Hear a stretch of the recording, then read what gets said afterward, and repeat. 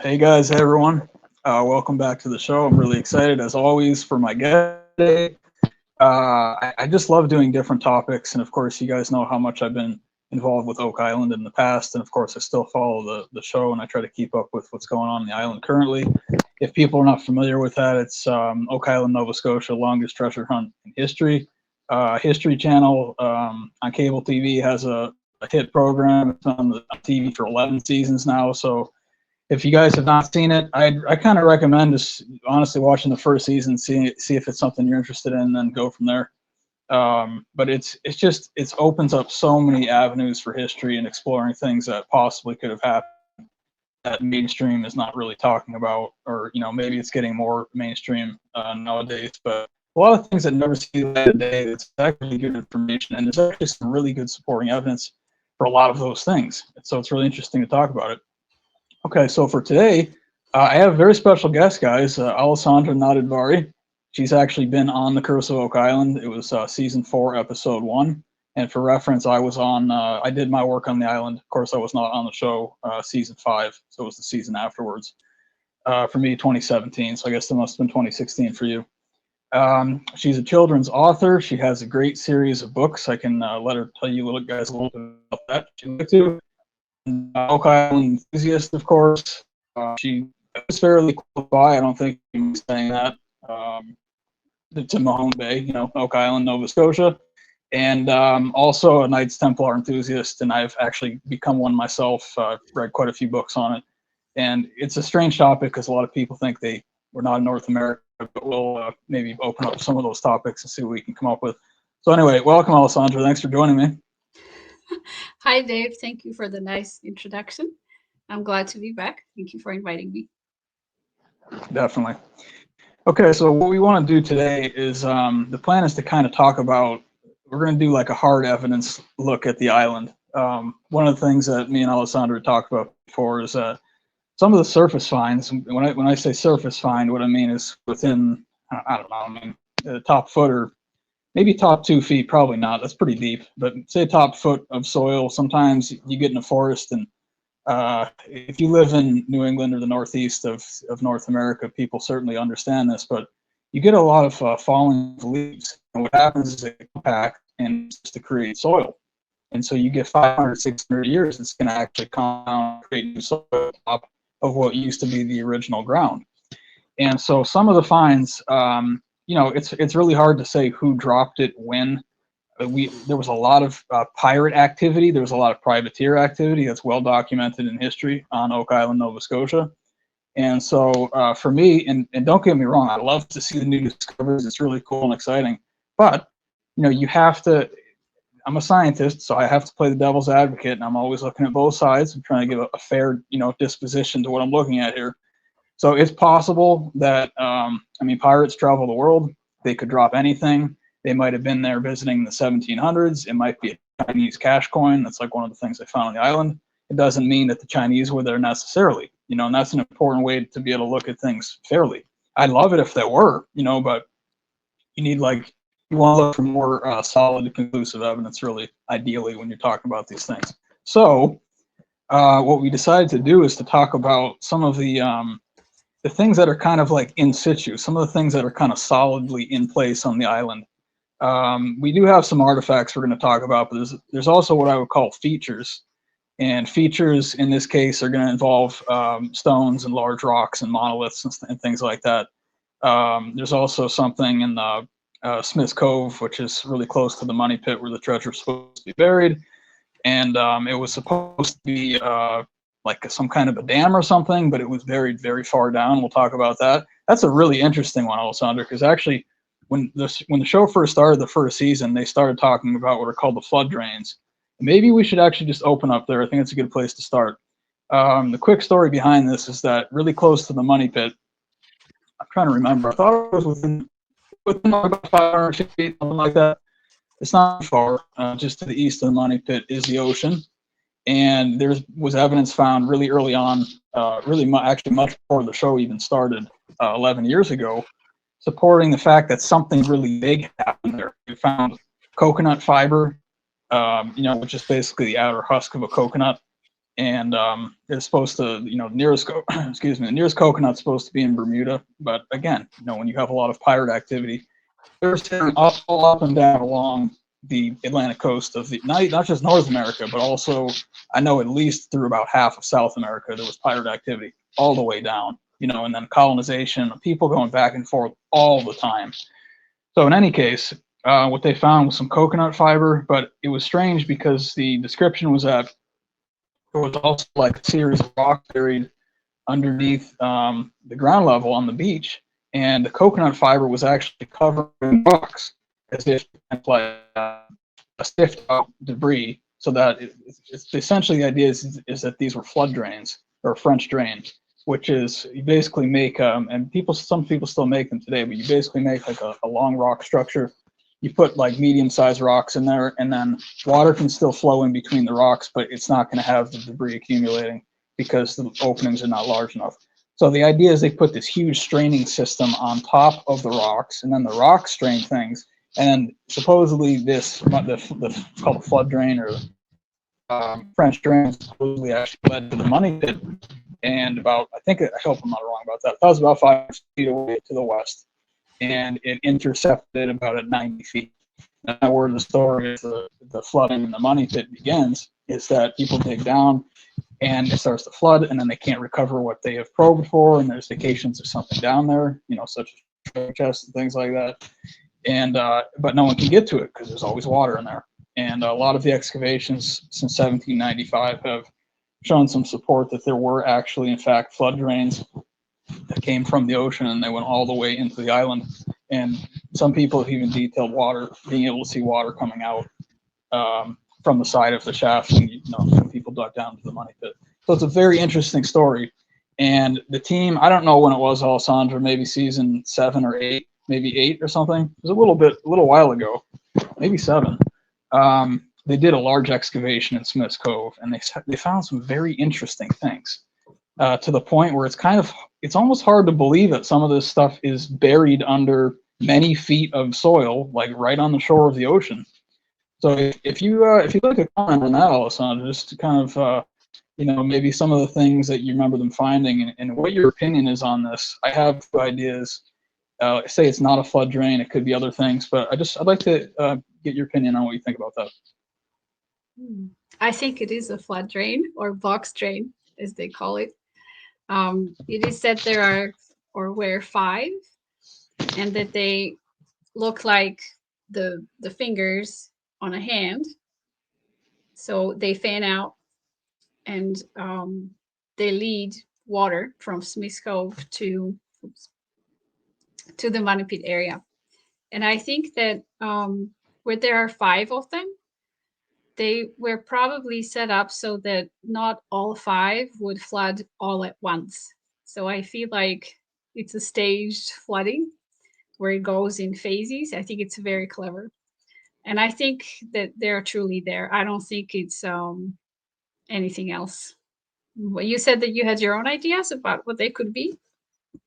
Well, I think based on some of the measurements and numbers, I do a lot with numbers in the ancient world, and you see a lot of numbers actually reoccurring over and over to the point where, every time in my notes when I watch a show, I don't take really detailed notes anymore. I take, probably about a line, just like one line in a ruled sheet, and I just write down what I just need, because that way I can look through it really fast. If I'm trying to find something, I don't have to go back through the shows, because I don't have a huge amount of time to do that either. Especially not now, but I'm very interested in it. It's very important, I think, to pay attention to based on what's going to happen someday in terms of a recovery. But actually, I think that's really interesting. So you're saying that you think that the 5 drains are kind of like staggered, like different elevations almost? Okay, so that way, that's brilliant, because that way you can account for low tide and high tide and always ensure that there's going to be water coming in, basically whenever you want. Yeah, and erosion too, or the rising sea levels. I think, we know that the ocean did not used to be as close to the money pit as it is now. It used to be farther away, but the level of the ocean has risen over the centuries. So, in fact, some people say Oak Island didn't used to be an island; it was connected to the mainland. it became an island later over time. So I feel like whoever set this up was planning something long term. It was not meant as a one time thing, or the construction that was done, I think, was meant to withstand the test of time. And it was meant to survive over centuries. So I feel like um, the architects behind this, they knew that things would change, and they had to take that into account when they were planning this. Does that make So, sense to you? oh, definitely. So that would suggest that somehow someone knew that the sea level would locally be rising, which, I mean, that's like a whole different level engineering to just be able to accommodate for, like, 500 years in the future. It is absolutely genius, because that way you could bury something potentially when it was dry, and then you would know, hey, just no one talk about it, at least for a few hundred years. And then by the time people do know, it's gonna flood. Yeah, it's amazing. Now, of course, I think, well, you and I talk a lot about our theories and what we think. I tend to go along. I think, I don't know how, but it seems like just about everybody was there. When I say everybody, I mean people from like all cultures somehow have flooded over to Oak Island. And one of the things that's interesting about this, and like I said before, if given that you got pirates, they're going to be world travelers and world traders. That accounts for some of it for sure. However, if you look at the map and you look at the ocean currents in the Atlantic Ocean, you can actually see that one of the paths to get over from Europe and Africa really to the Americas is going to take you up past Iceland and Greenland and kind of drop you down at the coast of Labrador. And then you follow the coast straight down, you hit Newfoundland, and you hit Nova Scotia. So having said that, it's like kind of one of the no-brainer ways that you would be coming over here to the Americas. And because of that, of course, you're going to have most people taking that route.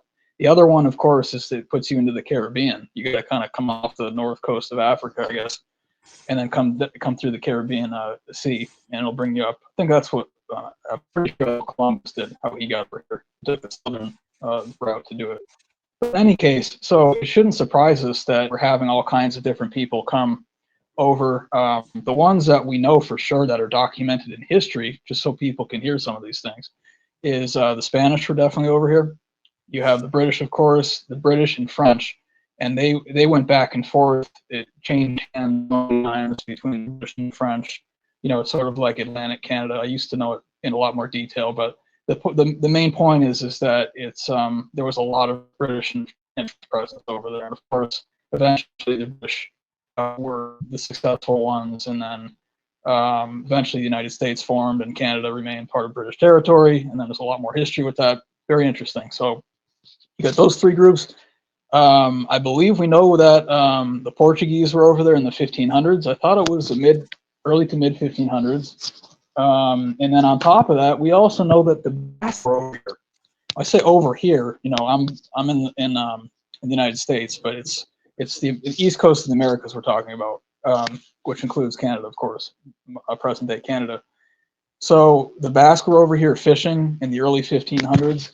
And we also know that the Vikings touched down at Lancelot Meadows, and that's accepted by the mainstream, believe it or not. People haven't heard that before. Is that the Vikings actually touched down at the very northern tip of Newfoundland.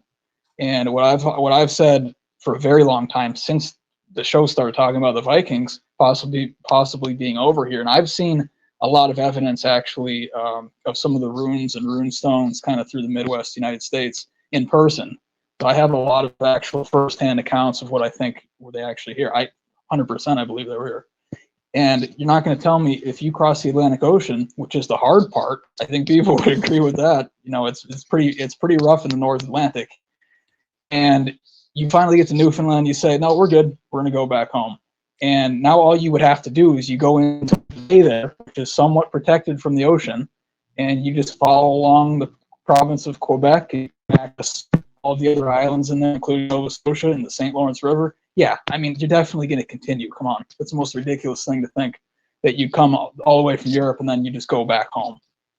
So the challenge is to try to establish some of the evidence for that. You know, it's one thing to have a theory, but even in good science, you really need to look for evidence.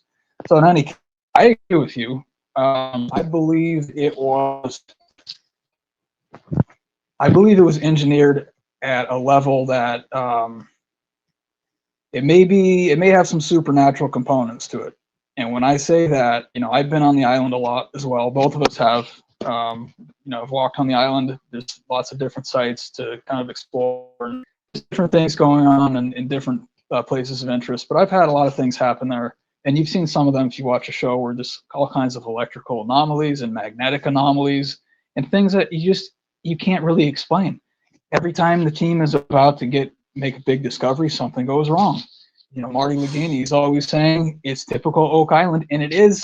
You know, we have to expect that stuff to happen. It's almost like the island is somehow conscious. And I'm going into this approach, you know, again, I am a scientist, but I also have a very broad metaphysical perspective. And I'm telling you, when you get on an island, feel like there's a presence there, you know? And for me, sometimes it's a little weird.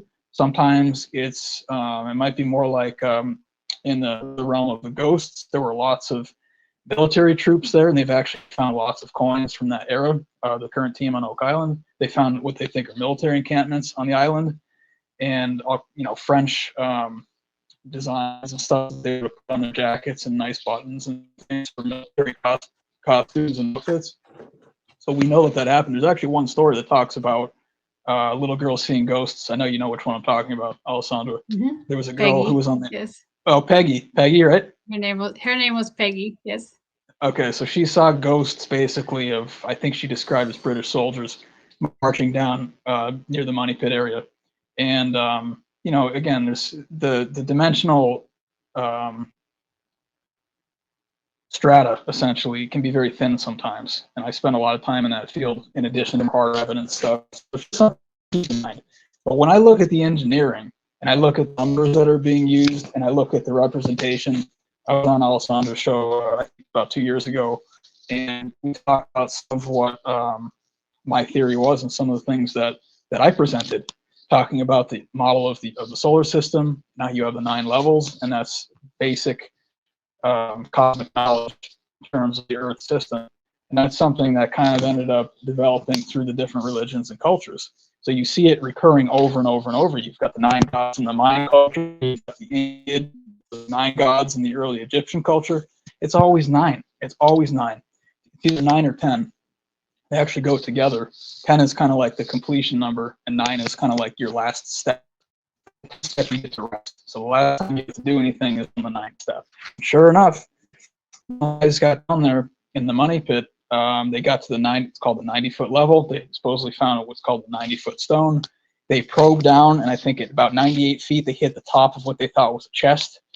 And you figure, okay, well, if you figure a 2-foot tall chest, and the bottom of that chest is sitting at 100 feet, which is that same number that I'm indicating. However, what happened is when they pulled the stone up, it slowly started to flood. And so that was the idea is that was holding the flood tunnel that we're talking about now. And that took actually a while to really kind of rush in. But I think it was after on a Sunday morning, it was flooded. This is very important. And I always saw the 33-foot level, 33 feet below the surface of the ground. Water. Somehow water was designed. I mean, it really boggles the mind about seriously how humans can do this. I think it could be done, but you're talking the best engineers from the ancient world. You know, we're not talking modern day engineers. And they knew the teachings, they knew the numbers, they knew all the important things that engineers have no clue about today. But anyway, I agree with you. Some of the things I kind of want to talk a little bit about what the current Oak Island team actually found when they were trying to locate the flood tunnels. They found some pretty interesting things, including a very large wooden structure. I don't remember if it was 90, 100 feet long, maybe even a little bit longer than that. Buried, man, I wish I could remember, honestly. It was at 4 or 5 feet, I thought, below the ground, maybe a little bit more even. It had Roman numerals on it, and they did what's called dendrochronology, and they tried to take a date of the wood. And they found a slipway, which would be kind of an ancient ramp for a boat when you're loading in and out of water. And so I think they came up with about 1776 or something, which is right at Revolutionary War time in the United States. Does that sound familiar, Alessandra? Yeah, the slipway, I think, was dated to 1771. 1771, okay. 1771. And Plus I mean, minus, plus minus a few years. oh, totally, yeah. But Yeah. you know, with all the military activity in that area, you're going to need docks, and they used to build docks differently. And as we're talking about, you have a local sea level rise. It's important to understand that. I understand basics of sea level rise, but the idea, I think what I've heard and what Dean had mentioned once on the show was that it's about a foot for 100 years. I think a foot sea rise, sea level rise in Mahone Bay, which is where Oak Island is. It doesn't necessarily mean the whole world. We're talking about a local sea level. There's so many factors that go into how much it comes up and down. So if you're talking about this is why it's important to understand these things. If you're talking about something buried or it was built in the late 1700s and here we are in the 2000s, I mean, you'd expect, I guess, at least 2 feet. It should be at least 2 feet down. But if you're talking about something to load boats and to take boats back off the island for departure, and you need that to be, it's very cool to see this. I'd never seen this in my life before the show. One of the great things about the show is you get to see things you've never seen and do research, things you never would have come across otherwise. But there used to be and I think some cultures might still have it, especially small fishing villages and things, maybe in Europe. They have what are called kind of dry docks. And dry docks is something that it's actually like below the surface of the ocean. And then when the water comes in, it actually floods that compartment and then open the gate. And then now when the tide's going out, now the boat it's absolutely genius. The boat just comes out without any additional effort. And so you would expect this structure to be actually sort of below even what the ancient water line would have been said to have been, say, 200 years ago, because you're talking about, getting the hull of a ship all the way down there, which is going to be fairly deep, depending on what kind of boat you're talking about.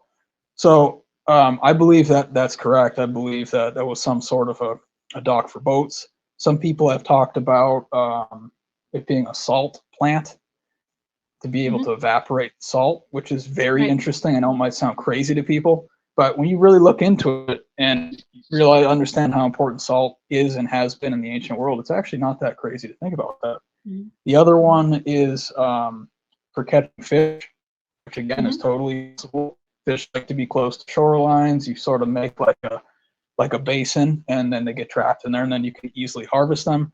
So any of these things, and I think in some cases it might have been most of them or even all of them. And that's one of the things that I've learned over the past 20 years of doing science is that you want to keep the options open. If you find that something is true, doesn't mean that's exclusive. It could be that, plus it could be another 5 or 6 things. And we don't like to do that as humans, I think. We like to say, oh, it's this, cut and dry, but actually a lot of times it's not cut and dry. And if you're lucky enough to be able to get a conclusive answer, sometimes that's only the beginning of your answer. There's a lot more information that it makes sense to be able to entertain and think about when you want to get a full picture story. So I think it's very interesting. Well, I think what the current team on Oak Island is finding is traces of activity that took place over centuries. So it's not one group that did something on Oak Island. There were several groups who visited it at different times and did something there. And those groups might not have had anything in common. Maybe when the Spaniards came, they used the island for one thing. When the Portuguese came, they used it for another thing. When the French arrived, they had their ideas, what the island could be good for. So that's one of the things I appreciate about the Curse of Oak Island, that it's documenting this timeline and putting all these finds in certain time slots, like, oh, this horseshoe is from such and such century, and this beam is from a different century. So now we have these scientific methods. We can do, dendrochronology. We can even test the age of metal or where it came from. It's wonderful what Emma is doing, Emma Culligan. And we're getting a very different bigger picture of the island. And now I think even the, okay, I'm just going to hazard a guess, the team on Oak Island, I think they now understand that they might not be looking for just like one thing or one treasure. They're trying to figure out which group was responsible for what and which group might have done something treasure related on the island. So it's a lot. So the scope of that project, the scope of that search is ever expanding, and they're sifting through just centuries of data and artifacts. Um, I think they have become very patient over the years, because otherwise, a less patient person might have given up or said, this is too much. But too many groups, too many nationalities, too many artifacts from too many centuries, because everybody was hoping for that one quick answer, right? Like, okay, who came here, deposited what treasure? Can we get it out? Can we, rescue it or liberate it? But the island is resisting. It's like, no, no, no, I've got, secrets that I want to keep to myself. So, yeah, Have you been in? Yes. I was going to say, have you been in the new research lab? No, I have not. Okay. It's very hard to step on the island now. I know. Yeah, I hope that it would open up, that the visitor center would open up, but it hasn't yet. So. Okay, so I thought the plan was that this summer, the visitor center in Oak Island is going to be back open. I don't think it was. I haven't heard. Oh, wow. Okay. Well, just so if you guys haven't don't understand what we're talking about, basically the visitor center on Oak Island has been there for quite a long time, and when the team came in after a few years, they started to build a mini lab inside of this visitor center. And what ended up happening was it started getting in the way of all the people coming in. It was like a very slow process how this happened, and then COVID hit, and then they actually had to close everything to people. That was what really closed the island down. And since then, they actually use that as an opportunity to expand their science lab and their research lab. And they bought a bunch of really expensive equipment, really, really top quality. I think it's like the best in all of Atlantic Canada. I think someone was saying, maybe Ian Spooner was saying the best, or Laird Niven was saying the best east of Toronto or something, which is a really big deal. And it's cool because, from my understanding, it's not just Oak Island artifacts that are coming in. People are actually sending in things from parts of Canada because they have such a good system set up. You can do all of your scans. They've got at least 3 different types of high-level atomic scans that they can do, trying to find composition and what it's made out of, using X-rays and all kinds of, atomic signatures and things. Time periods, all this kind of stuff. It's really phenomenal. And I agree, Alessandra. I'm really happy that, even though I also don't consider that a treasure has yet been found. I mean, it's been 11 years on TV. The Bennett brothers have had interest in the island, or they've had parts of the island since 2006, I believe. And so it's been a really long kind of story. And I've really achieved a sort of a piece with the story. And I wanted to obviously be able to contribute, as to all of us who come on the island, and in a really big way, really meaningful way, where it's like, wow, we just found literally a porthole under 20 feet of dirt. That's the kind of thing that I was hoping for. And again, it not just doesn't have to be me. I want to see success here. I don't care if it's me. I'm way past that stuff. I just want it to happen, and I want it to happen in an honorable way. We're respecting the traditions, and also it's being documented correctly in a scientific way. And when there is a recovery, it's going to be treated fairly and appropriately, meaning that artifacts will go to the correct places, all the testing will be done, and that hopefully, I told we're going to be texts, probably quite a lot of texts, among other things, when we actually do discover a treasure. What I really hope is that people don't try to obstruct the distribution of those texts, and let's just look at it fairly. I feel like we're past that as humanity. Maybe I'm wrong, but I think the new age of some of the younger generations are just like, what? Yeah, just what did you find? Let's just look at what you found. We're not freaked out about it. Not a big deal. Well, maybe it is a big deal, but there were so many secrets in the past, the things that were hidden, I believe, for this time, actually, because I believe we're in a new age of enlightenment. Sort of think that there's going to be some things that help to frame things maybe more correctly in history, and some of these mysterious groups and how they were involved. Not just the Knights Templar, but you have the Rosicrucians, who have come up really big for me in the past year, actually. There's a project in Arkansas that I interviewed my friend Ryan Plaster about, and he found ciphers in the King James Bible from 1611, and it brought him to a site in Arkansas. I'd highly recommend people check out that video on my channel if you want to see what that's about. And then it just so happens that my other friend, Jake Roberts, who's an absolute genius and master cipherist, something that I actually don't really have a lot of interest in ciphers.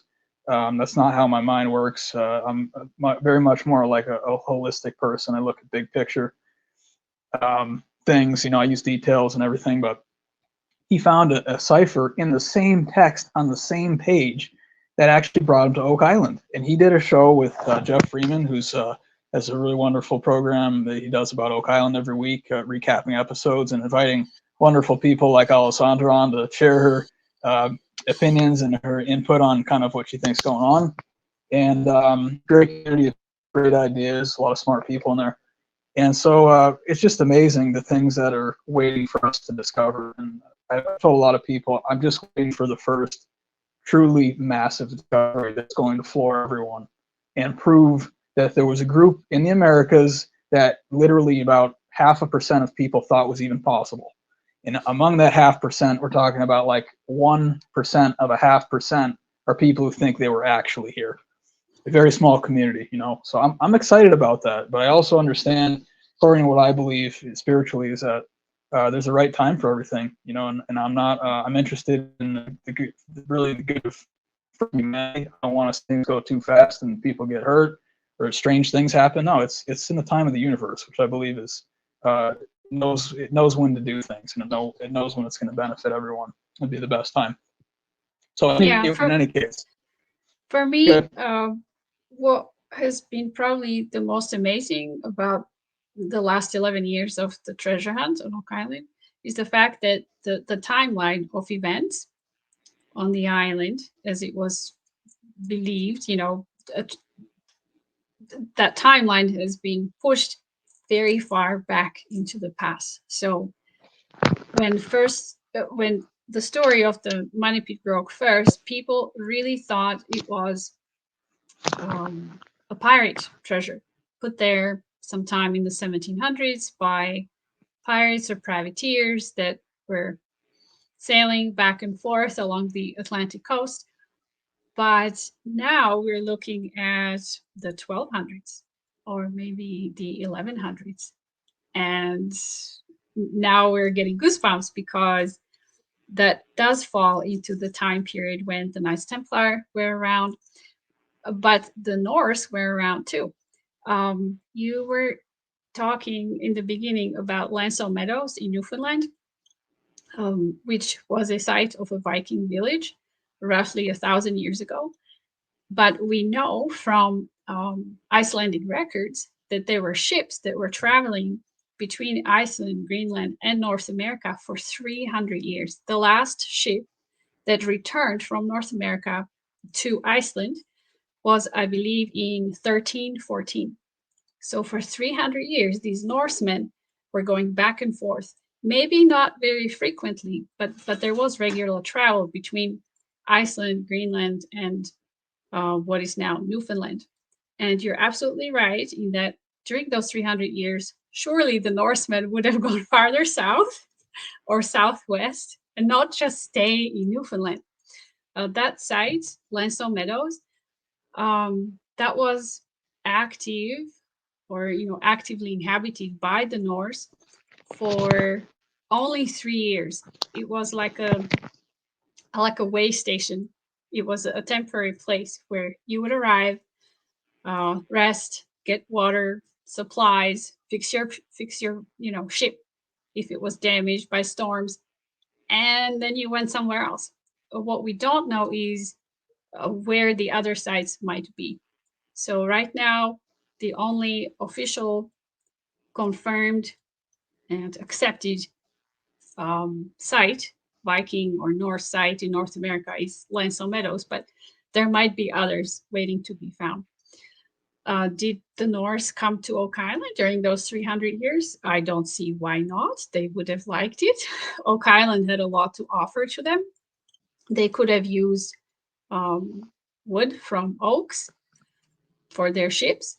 They could have even used the acorns as a source of food, or I don't know what else acorns are used for. There might have been watercress growing on the island in the wet areas. Watercress is very high in vitamin C. So if you find it and you eat it, you can stave off scurvy.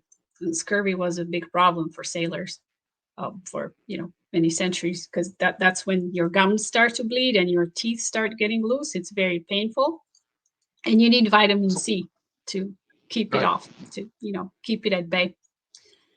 So some of the artifacts that date to 1100s or 1200s, for example, the stone well, I think it's on lot 26. Let me just check that real quick. This is the well you're saying, or the wall? Yeah, there's a stone well that's very close to the stone wall. Yes, they're both on lot 26.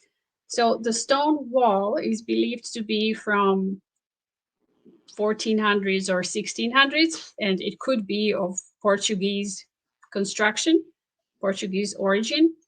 But the stone well really well built wall that's different from every other wall on Oak Island. Pretty strange. Yeah, I've seen it. Yeah, and there's actually an oak tree growing from it now. Yeah. So and it doesn't. It goes under the water as well, right? Which would suggest that it used to be lower water levels. I thought a little bit it went under. It followed it under, or does it stop short of the ocean? So I don't recall it going underwater, but maybe it does.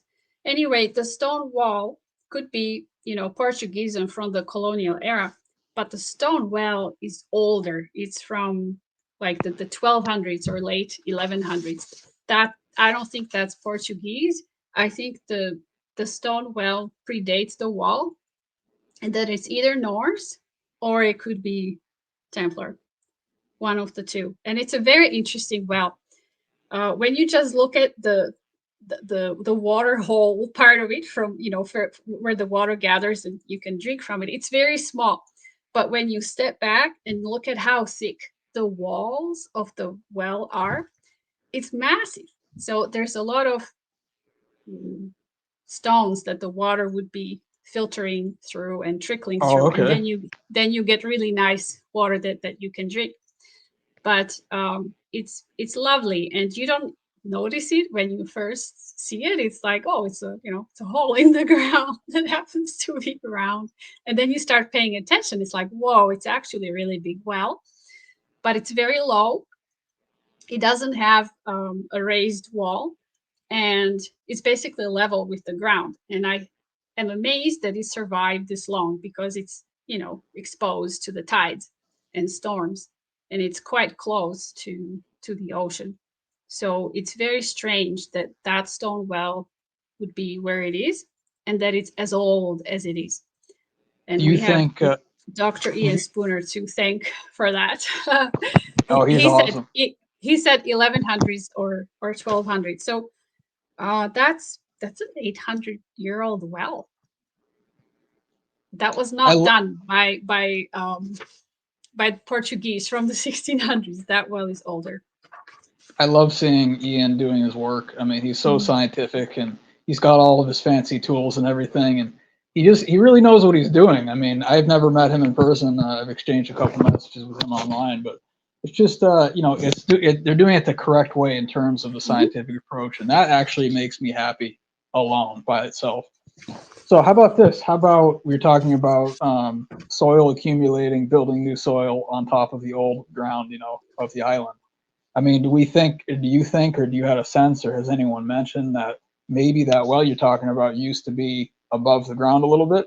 and it's been filled in now by soil, I would say that's probably Yeah. more than likely Yeah. what it is. Yeah, It was it could have. Yeah. okay because I mean, I don't know a lot about wells, but to have a well completely flush with the ground, it's a really, first of all, it's a really good way to fall in if you're not paying attention. I mean, if you have it built up a few feet, at least you're going to hit it before you have come to the opening. That's one. I've been above wells before, and some of them are really deep, and it can be extremely dangerous because there's also not really a way to get out if you fall in. So Right. that doesn't make sense. I think it would have had to been fairly high above the ground. And I will say this, Alessandra, that over I don't know if it's lot 1 or probably lot 2. I don't know, maybe say like lot 2, 3, and like 6 and 7, wherever, I had a very small chance to just to see a little bit of that part of the island. It is, and I think they've changed. I think they're starting to do the mulching program, which I think is a great idea. So Gary Drayton, the metal detector, can get in there and swing the metal detector, because some of the forests on Oak Island are so dense that I literally could not. I'm from New England, the United States, and some of the forests in New England are pretty dense, but I've actually never seen something of this level where I literally try to pass between two trees, and usually like the branch will bend so I can kind of move between it without harming the tree. This was like, it was like a turnpike. I mean, it was like this. The branches were locked together like this. You know what I'm Yeah. talking about, right? And I literally tried to move through it. I said, okay, I guess I'm not going this way. So I had to go way around. But some of the lots I think are still like that. And Mhm. as I They was are. stepping, on the ground, this is what other thing that's interesting. And I've had a lot of experience with this also in Alaska and Washington State. The time I've spent in those areas of the world is that the forest, when you have so much rain, if you're in a rainforest area, which both of them are, along the Pacific coast there, you have so much growth of organic material that when it dies, it just falls over. And you've got, I'm not kidding, you've got some places I've seen 2 to 3 feet Mhm. minimum of branches and decomposing tree trunks and organic matter and plants and stuff growing on top of each other. So when I see that, for instance, on lot 3 or lot 7 or whatever, one of the first things, even before I knew a lot about how soil is really produced and how long they think it takes and things like that, the first thing I'm thinking is like, I can't even see the ground.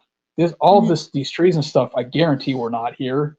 And Mhm. even in the 1600s, I don't think, maybe 1 or 2 possibly, but I doubt it. So you're figuring that, let's say the island was surveyed and things were buried in specific spots. If you can't even get to the ground, I Mhm. mean, forget it. So like, I walked in there, I was there for like 2 minutes. I'm like, I can't do anything here. I can't see anything. I just see trees, and I'm not even stepping. I'm stepping on rotting trees. Like, I'm not stepping on soil, The And then trees were below, keeping you out, Dave. oh, yeah, they were definitely keeping me out. I've never been prevented from walking through a forest. I can't remember anywhere in my life like I have on some of those dense lots. But yeah, it's interesting because, well, what I wanted to ask you too is about this well. Is that you have a well as well. Do you want to Mhm. tell people about that? That's really interesting. Oh yes. So I own a property, a house in New Ross. It's a town in central Nova Scotia, and there are some legends tied to it that say it was a winter camp of Henry Sinclair, Earl of Orkney and Baron of Roslin, Scotland. I almost said Nova Scotia.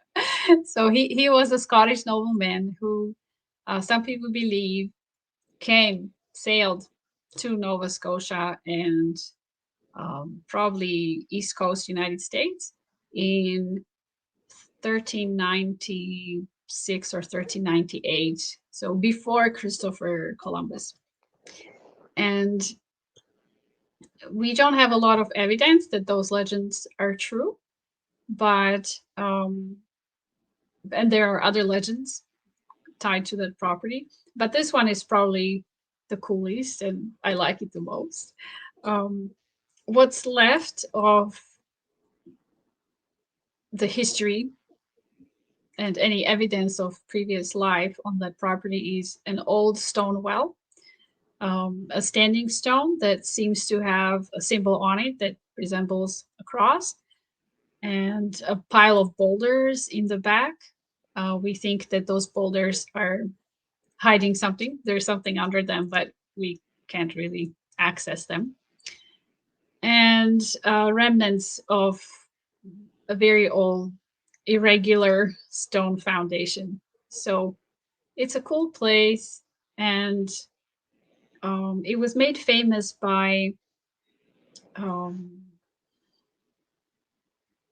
It's a lady, right? no, well, yes, there were two people that made it famous. One was Michael Bradley. He was a journalist from Ontario, I believe, who investigated the property and all the legends. And then he wrote a book called The Holy Grail Across the Atlantic. And he ties New Ross to Oak Island and the Knights Templar in the book. And the person that he got all the information from was Joan Harris. She used to live on that property in the 1970s and 1980s. Her husband was a teacher at the local school, and she was an avid gardener, a very clever woman. I think she had an insanely high IQ. But in those days, I don't know if she was able to, put it to good use. But I think she really focused on this property, and she started digging out the backyard first to put in a garden, and then later to uncover all these strange things that she started stumbling upon. So she formulated her own theory that that property is very old, much older than the town itself, and she took it upon herself to investigate and to leave no stone unturned, so to speak. And of course, she was able to do some excavation, according to my memory, right? Yes, she stripped the topsoil and cleared all the remnants of the stone foundation. She found the standing stone on its face down, and then she erected it. She cleaned up the well, I think, to try to measure it and things like that. Unfortunately, people thought that she was given to, flights of fancy, and this was all her imagination. So she wasn't really taken seriously. And the final blow came when archaeologists from Parks Canada came by her invitation to take a look at the site. And they told her that it wasn't special, that it just looked like, remnants of like a normal farmstead or something like that from the 1800s or 1900s.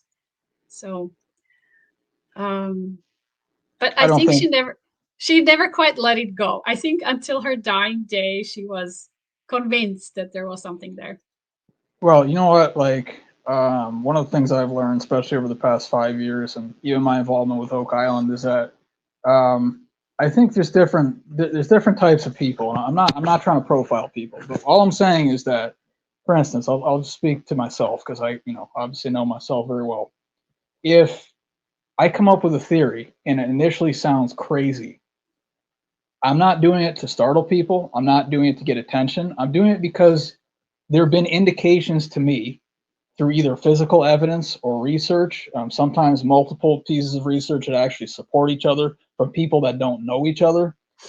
Sometimes it's a divine message that comes in trying to give me some information that might be helpful to me. And I wish, one of my wishes kind of as we move forward into the 21st century is just to try to be more open to what people have to share.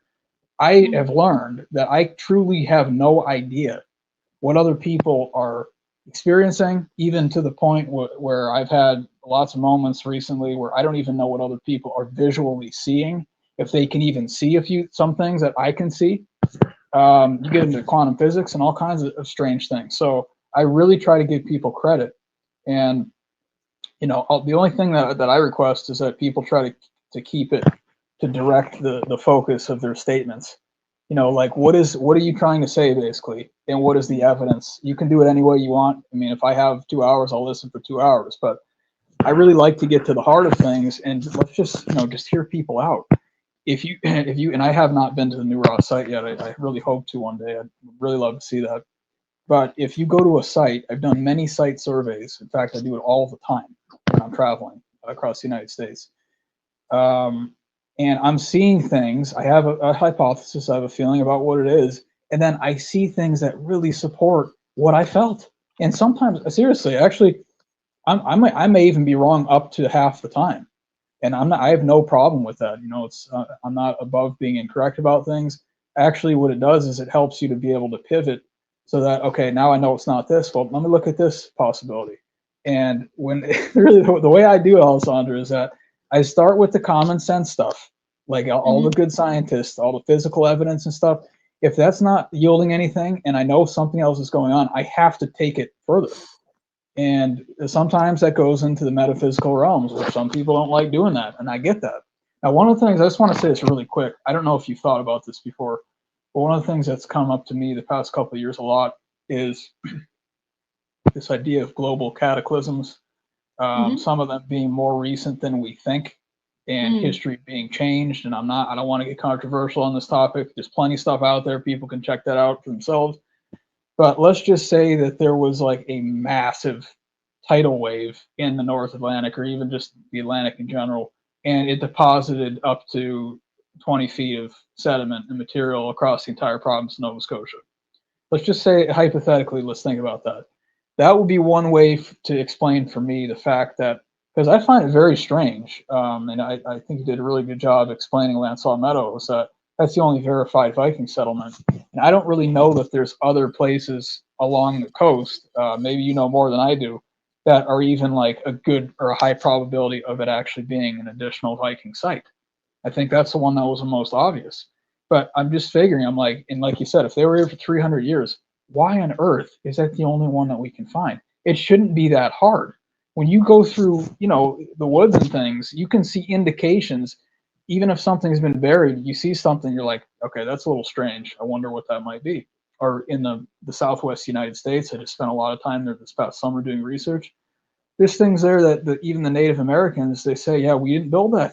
And all across the country, they're saying this. We didn't do that. We actually don't know who it was. They just say the ancient people basically, or our ancestors are the ones, but they don't really know who their ancestors are necessarily. So I think I'm starting to think more in terms of, I think a little bit of humility from humans would greatly help, is the fact that none of us were alive in the 1500s, 1600s, 1700s, or 1800s. And it's certainly not before that. We don't know the parameters. We don't know how things actually went. We have texts. We try to assume that some of those texts are true if they come from good sources. But really, at the end of the day, it's hard to say for sure, that this happened. Even when you look at like ancient Egypt, and I have a lot of contention with how some people explain things that they're seeing there, and also ancient India, probably especially ancient Egypt, because you got a lot of people coming in and saying, oh, this is okay. Well, I'm not saying that's incorrect, but I also think there's a little bit more to that story. And then if I'm allowed to share my perspective, which sometimes I'm not, people just say, yeah, I'm not, okay.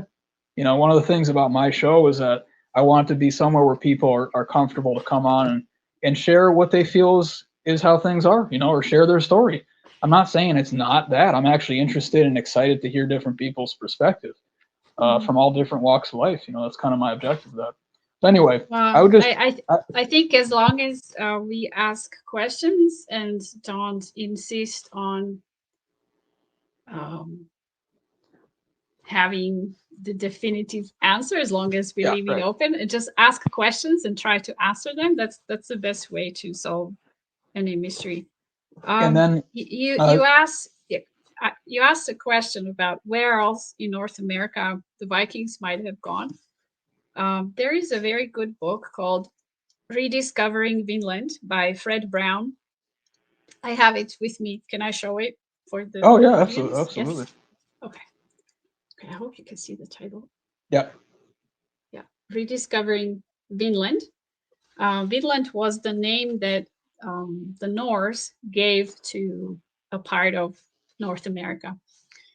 They had different names for it. Vinland was like the land of wild grapes. Then there was Markland, I believe. Markland.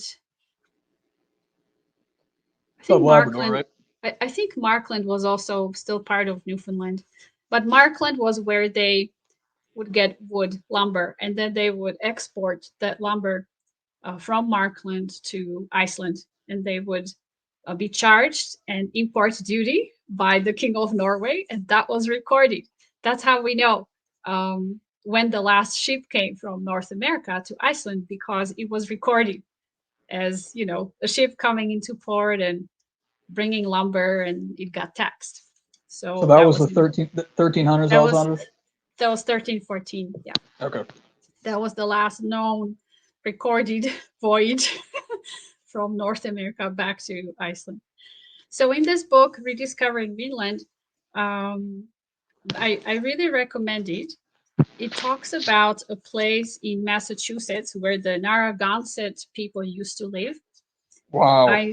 I think that the Narragansett people are no longer alive, but archaeologists found some kind of a Narragansett gravesite, and they actually looked at the bones of a Narragansett princess that was buried there, and they did an analysis of her bones, and they found that she had these lesions on her bones that come from exposure to tuberculosis. And there's no way that the Narragansett people would have tuberculosis bacteria in them, in their bodies, unless they were exposed to cattle, like cows, or, you know, bulls. And how would they have had access to European cattle? This was before Columbus. Well, the Vikings could have brought it there. And we do know that they brought cattle with them when they sailed to North America.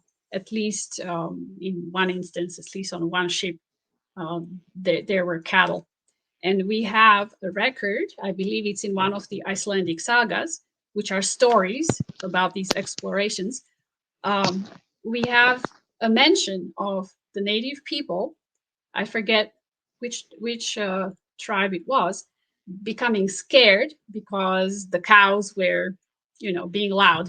They were making noise, and the native people weren't used to, you know, seeing animals like that, and hearing the mooing. So they're, you know, they were startled by it. So so somehow the Narragansett people were exposed to cattle, and if you live in close quarters with cattle, and by the way, hundreds of years ago, people and animals used to cohabit. We used to, like, people used to live with their goats under the roof. They didn't always have a barn outside or a pen where the animals were kept. Oftentimes, the animals were in the house or in the hut with you. So that's how you would, you know, get exposure to the bacteria that the animals had. So I think Massachusetts is a good place to look for Viking settlement. You know, I have a couple of really cool stories to share about, fast stories to share about what you just said, and that was great. When was that book written, Alessandra? It's not too old. It's really well researched, and it was written by somebody who loves this topic. I don't think he's an archaeologist, but he did an excellent job. So 2007, 2009. And I got it from Amazon, so I'm pretty sure it's still there. Well, And okay, I also so want, may I add something oh yeah. more? So that's Massachusetts. Then in New York State, where the Mohican people lived, then they were, you know, relocated. They were forced to move to Wisconsin. So the Mohicans, I believe, either the Mohicans or the Iroquois, they have a legend about a guy who they called Corn Hair, and it's almost like he's like a mythical character. It's the stuff of, you know, legends. So it's this man who had like superhuman strength and probably, special weapons. And they called him corn hair because his hair was yellow. So who in those days, in pre-Columbian times, had yellow hair in North America? Well, Vikings. Right. Blue eyes, yellow hair, right? You have to be Norse or some Germanic tribe, or yeah, right, exactly. So so I think that's a good lead right there. So look into the legend of corn hair. And I also want to mention that in Canada, in Ontario, probably not too far from one of the Great Lakes, there was a Viking sword found in a place called Beardmore. So you can research Beardmore artifacts, and it's a sword, and I don't know what else. I just remember the sword, but since it's artifacts, plural, it must have been more than one item that was found. And that was found by a farmer who was clearing some trees, and he found the sword under the soil or under the turf, and he thought that it was colonial era French sword. And so when he brought it to, I don't know who he showed it to, authorities in the 1800s, they at first thought that it was also French colonial era sword. So French colonial era would have been like 1600s, 1700s in Canada. And he never said anything about it being a Viking sword. He did not recognize it as one. That was said about it later by somebody else, maybe like an antiques dealer, who looked at it and said, "Oh, this is actually a Viking sword." So I don't think that this man could be accused of forgery, because if he was trying to forge a French colonial era sword and ended up making a Viking sword by mistake, either he was a very incompetent forger or simply an innocent finder of a Viking sword in Ontario. Now,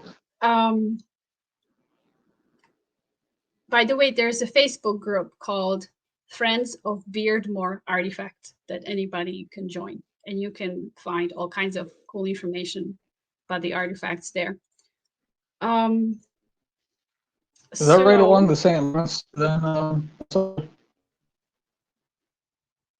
Lawrence River, is that, or is it further inland in Ontario? Or I think I can't remember where Beardmore is, but I expect it to be somewhere near the Great Lakes, because everybody was living around the Great Lakes, because the Great Lakes were the place of traffic in those days. That's how people got around, was by sailing on the lake. There just weren't very many good roads or highways in the 1700s and 1800s.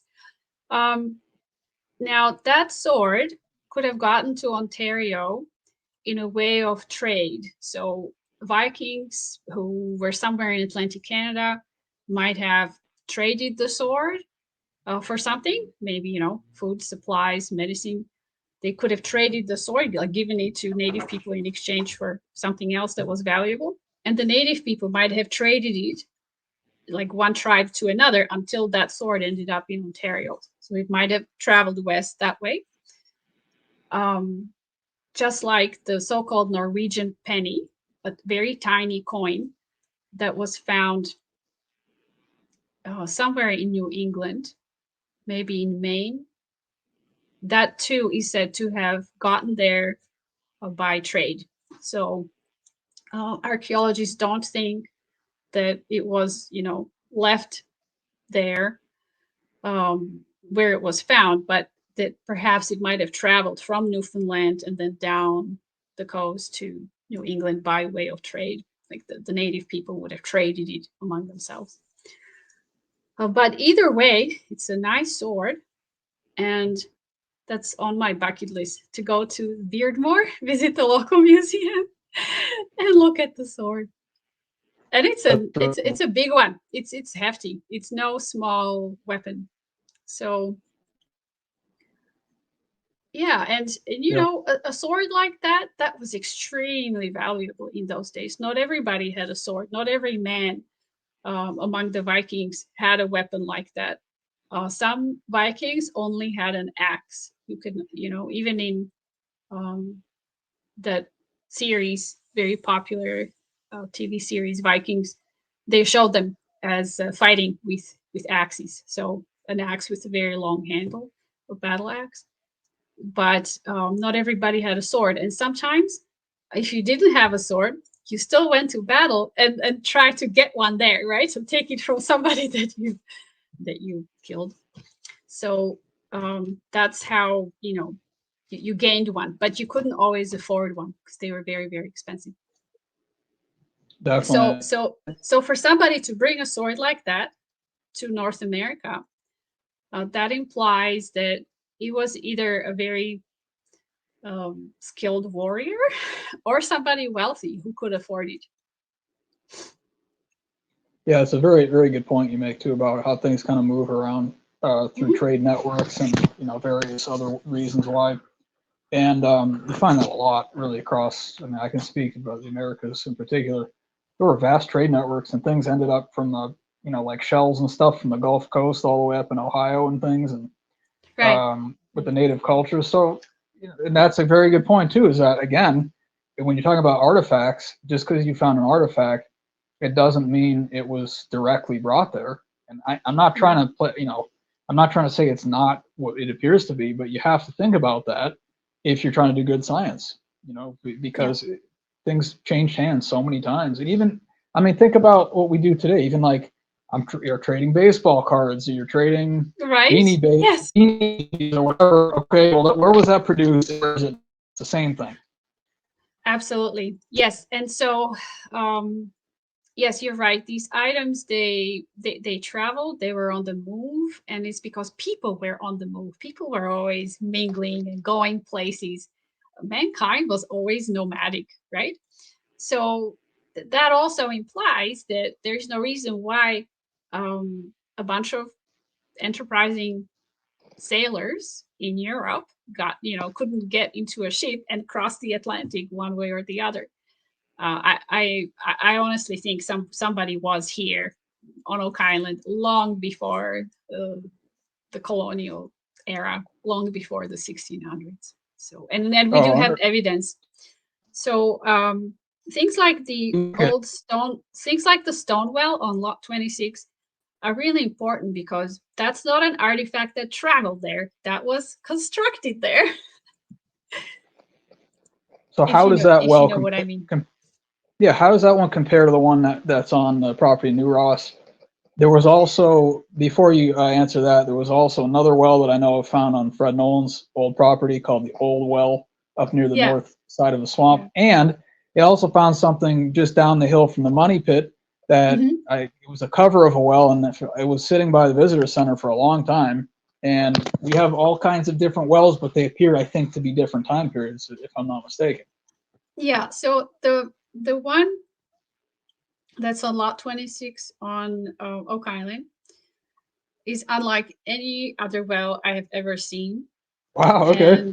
and you can just feel that it's old when you stand by it or on top of it. You can actually step on the wall of it or on the walls of the well without falling in. You realize how old that thing is because it is now blended completely with the surrounding area, with the ground, right? As you pointed out, centuries ago, that well might have had a wall, I don't know, 1 or 2 feet that was above ground. And now, silt and soil and, rotten leaves and whatnot, vegetation accumulated around it. And the ground is now flush with the top of the well. Exactly. Right. But you can just feel its age. It's not a modern well. And where it's so big, I just don't see how somebody like, I don't know, Samuel Ball or Daniel McGuinness would go into trouble to build such a really thick, massive well. They didn't need to. Um, there are freshwater springs on the island that I think are more easily accessible than this particular spot. So yeah, that's an old well. And how does it compare to my well at New Ross? The well at New Ross is very deep. We know that currently it's about 20 feet deep, but Joan Harris thought it was 2 or 3 times deeper. And she said that she wrote in her book that the local fire department, which is nearby, there's a fire hall just 2 houses down. They used to come to this property and draw water from the well for the fire engine. Now, right now, that well doesn't hold enough water to fill up a fire engine. So if they were drawing water from the well, there had to be more water, which means it had to be deeper. So Oh, we totally. think somebody, yeah, we think somebody filled it in partially, that somebody threw in some soil or rocks to make the well more shallow, but it used to be very deep. How The deep well is the is Oak quite, Island one? the one on Oak Island is not deep. I Four, don't 4 remember feet, 5 how, feet? yeah, I don't, yeah, something like that. I think that if you were standing on its bottom, that you wouldn't drown. I think you'd be safe. But who is to say that that's the actual bottom of the well? It might be going deeper. It's just,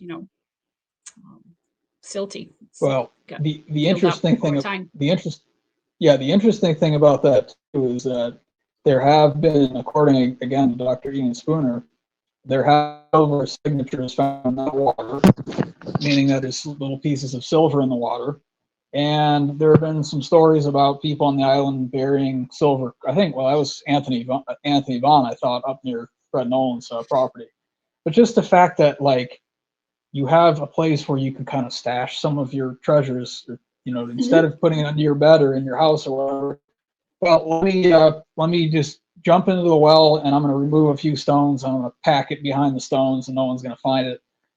Divert the water for a while, and then put back in with what that's not a bad idea. Or even put it in some of the rocks closer to the top of the well.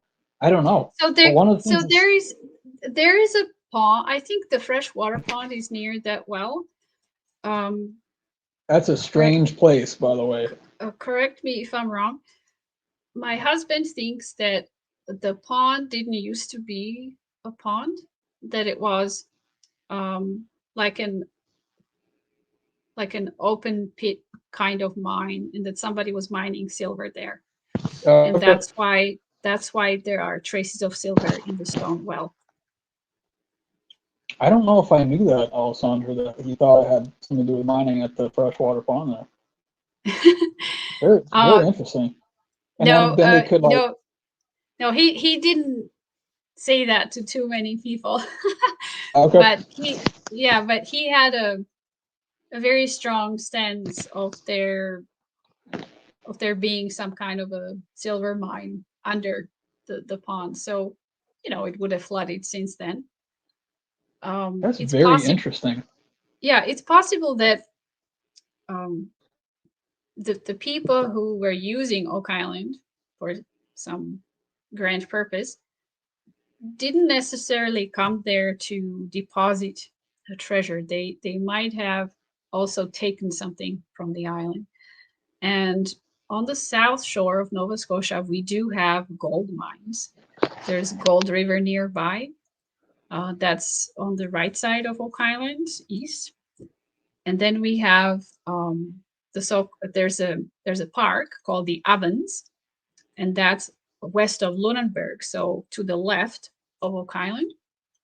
And there was a kind of a short-lived gold rush in the Ovens in the late 1800s, and people did find gold there. And you can go there today when the park is open and rent one of those pans and go to the beach and look for grains of, or like gold dust, or something like that. So you can pretend that you are looking for gold in the Ovens even nowadays. So I don't think it's too far-fetched to propose that Oak Island was the site of a very small mining operation, either gold or silver. And that some of these things we are finding, some of these structures and tunnels and drains and old wells, that could be what's left of that operation. That's a very good point. And actually, what I was just thinking about when you're describing if the freshwater pond used to be sort of a mining area, is that, well, you finish mining or you finish for a while, like, you know what? I can divert the water from this well into this big hole we have, and we can have a freshwater reservoir. That's not a bad idea. You know, and I find that very interesting because a lot of people have talked about on the show, why is this well so close to the ocean? I think, I Yes. don't know if it was Marty that said that or someone. It's like kind of a weird place for a well because you're going to get salt spray and all kinds of things, and you know the waters could be mingling with each other and whatever. So I've had some other experiences around that area that have been very strange, and you know I can't really talk a lot. I mean, you know some of it, but I can't really share a lot right now about the. But there's all kinds of electromagnetic anomalies all across the island, and some of it's interesting to think about it in the terms of precious metals because that could do that too. And I've been around places, in fact, one recently where there's supposed to be a lot of precious metals deposited behind a wall in like a cave. And when I walked past it, I had my compass, and it was, oh man, it was like 12 degrees off where it should have been. It was a lot. And I'm standing there, I'm like, this is not my imagination. And there's a very small area, you know, but like probably like 50, 60 feet. And then when I cleared the end of it, suddenly it went back to normal. It wasn't off anymore. You know, it was being an accurate reading for the compass. So that stuff, again, and these are things that, one of the things I was going to say before too, is that when you're talking about theoretical ideas and things, and some of them are better supported, I think, than others. But what I like to do is that, like, develop each theory as much as possible. So that way, if you need to pull that file out of the filing cabinet, it's not just, oh yeah, I think it's this. It's okay, no, we think it's this, and these are all of the reasons. We have them all listed about everyone who's doing that research on that topic, and let's keep it in our back pocket because one of these is probably correct, and then you can use it moving forward. Instead of saying, I'm not going to entertain that idea at all, I think the people who are interested in that idea can develop the idea really well, bring as much evidence as they have, and then we have that as a valuable piece of possible evidence if you need it, so that when you need it, you don't have to try to scramble to figure out, no, there are people who already did it. A bunch of people already thought it was the Templars, or they already thought it was the Portuguese, you know? Well, if you remove the fixation on treasure to the side, just take it and rest, let it rest. Right. And now other things are possible, right? Maybe it was a mining operation. Maybe the old stone well on lot 26 was a drinking well for miners who were mining where the freshwater pond is now. But maybe it wasn't set up as a well. Maybe it was a ventilation shaft. Maybe it was an escape tunnel or something like that. And over time, it filled up with water, and now it looks like a well. So we assume it always was. But who knows? We weren't there in the 1200s. That's right. A little bit of humility goes a long way. Yeah. And, you know, if you, like, people who are very resourceful can really identify with this, I think. It's like, well, especially farmers, like, say, you know, I spent a lot of time in Texas. I've lived in Texas for quite a while. You're out in the middle of nowhere. Well, even, I grew up on a tobacco farm in Connecticut, and I worked there for quite a long time. For, I think, four summers I worked on that farm. That's where I learned work ethic, and that's where I learned what hard work really is. You're out in the sun all day in the summertime. I never slept so well in my life. I don't think I'll ever sleep that well again. But anyway, the point is that when you're on the farm and you need a quick solution, you find what's available and you repurpose it. And it happens all the time. And so maybe there's something on your land you're not using anymore. You're like, all right, well, let's go over there, and I have a good idea. We can do this with it and use it for something. Yes. Happens all the time. Yeah. for sure. And you would work with the material that's readily available that nature provides. So a lot of times people say about Oak Island, oh, why is it so crude? Why, why does the wall not look nicer? Why aren't these tunnels more sturdy? Or, why does it look so coarse? Why isn't the lead cross prettier? It should be more ornate or something. Well, guess what? 800 years ago, you couldn't go to a hardware store to buy supplies or the tools you needed. You had to work with what you brought from home, right? And you had to work with the materials on site, and you did the best you could. And the climate on Oak Island and Nova Scotia in general can be formidable and unforgiving. You only have a very short window of opportunity, a very short period of time, the number of months during which you can work. The rest is, cold and winter and nothing to eat. So I think the builders on Oak Island had to be very, very clever, very resourceful, very economic, and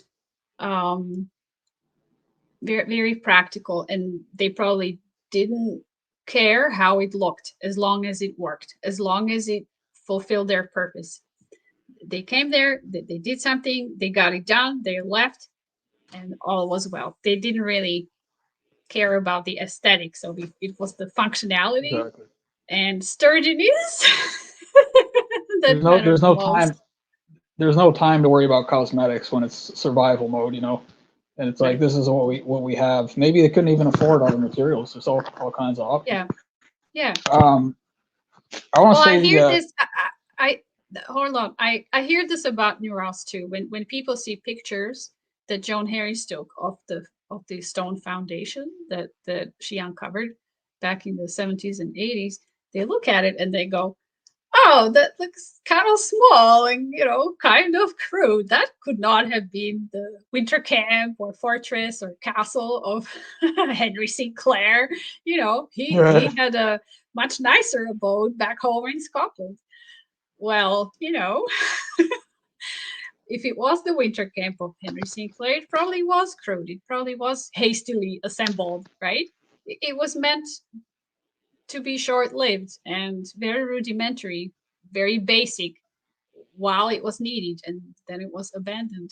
And well, if it wasn't Henry Sinclair, then somebody else. But in any case, you just can't expect cathedral-like architecture in New Ross. You just won't find it there because of the conditions to which these men arrived. The place was covered with trees, mosquitoes, bogs.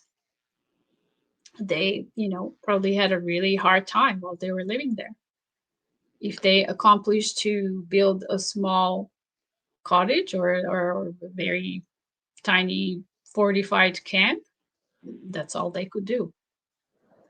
I don't think we could do better today if we were given the same conditions, the same tools. We couldn't.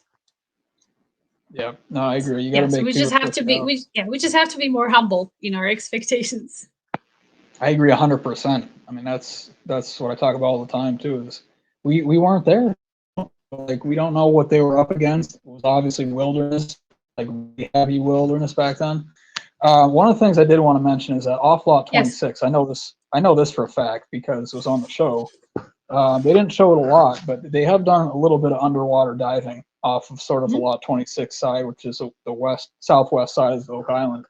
And there are structures under the water, and it looks like a bunch of stones piled up. And I think they were thinking it could be sort of part of an ancient dock. I think there's actually two of them coming off of.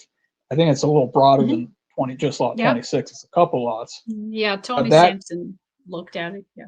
Exactly. So that area in particular, to me, and again, it's under like at least 5 to 7 feet of water, I want to say, something like that. And if we're going by 1 foot per 100 years, if that's true in terms of sea level rise, then it kind of starts to fit in with maybe those are associated actually with that well. If you say 7 or 8 feet, it's 700-800 years. Well, you're medieval times, and that wall that's next to it, maybe that was added onto as well. And some of the postulations and for that there is wall something else. Portuguese. There is something else on the bottom of the ocean, and it's spoils. So remnants of some kind of mining or tunneling operation. Oh, okay. And the spoils are shown on bathymetric, or I don't know how to pronounce it, bathymetric map of Oak Island. It used to hang on the wall of the visitor center. I took a photo of it, and you can clearly see some anomalies on the bottom of the ocean around Oak Island, and it's in that area, like lot 20.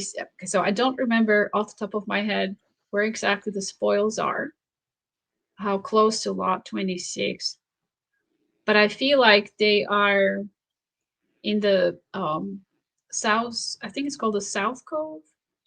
There's Smith Cove, and then there is South Cove or South Below Shore the swamp, Cove. right? Yeah, right. Yes, near the swamp. So, so on that side of Oak Island, you've got, I think, at least 2 piles of spoils on the bottom of the ocean. So, and it's all underwater now. So, whoever put the spoils there would have removed a bunch of rocks and rubble and dumped them, but probably didn't dump them in the ocean. Probably dumped them on the beach, and then the ocean came and covered the beach and the spoils and crept much closer to the money pit. So that could have been 700-800 years ago. Why not? I found some research that's pretty clear a while back when I was first starting to do Oak Island research. People saying that some of these piles of rocks they thought actually were Indian burial, and like fairly far under the water, maybe up to 10-15 feet or something like that. I want to say a couple of them were over by Round Island, which is to the west of Oak Island. It's a fairly shallow area, but finding like piles of stones that are isolated, not connected to any other structures. Now, one of the things, and I still haven't found this, Alessandra. I should try again because it's really important. One of probably the most important things I found in terms of my research about the island is that you can kind of see water levels. There was a scientific report done, I don't know if it was the 80s or 90s or something like that, showing like the time periods when Oak Island was more exposed because the water levels were lower. And they show 4 or 5 different scenes of this. And as the water level comes down, then Oak Island, one of the pictures, is connected to the mainland, of course. And now there's a causeway now, but no, I think it's pretty clear it was connected to the mainland.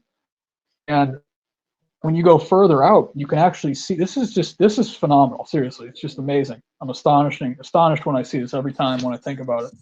The Gold River, like Alessandra was mentioning, is to the northeast of Oak Island, and it comes into Mahone Bay right there. Well, according to this one map that I pulled up, it actually used to run off the northeast corner of Oak Island in an area that there's a natural deep channel, actually, sort of where the Boulderless Beach off the northeast corner of the island, sort of right north of that off the shore. There's supposed to be a really deep channel there. And this particular researcher was saying that's where the Gold River actually cut its original channel before this was part of the ocean. Okay, now it gets even more interesting. Oh yeah, it is amazing. I need to find this stuff and make it available for people if I can.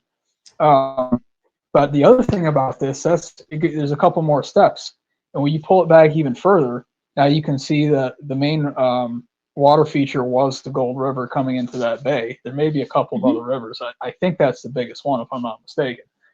And so when you go out somewhere by Tancook Island, which is sort of at the periphery of the ocean, like the open ocean, when you pass Tancook, the big island, at the very edge of the bay there, there used to be, according to this person again, they were scientists, there used to be sort of like a lip of land that went from kind of the St. Margaret's Peninsula. I don't know if that's what you call it, but I know you know what I'm talking about. All the way over to heading towards Liverpool area, and it actually enclosed Mahone Bay. And the idea that it used to be a freshwater lagoon, actually. Wow, It's that the that's ocean, fantastic. yeah, the ocean supposedly breached this lagoon or the lip of the edge of this lagoon in like 8,000 BC or maybe 2,000 BC. It suddenly now became part of the ocean.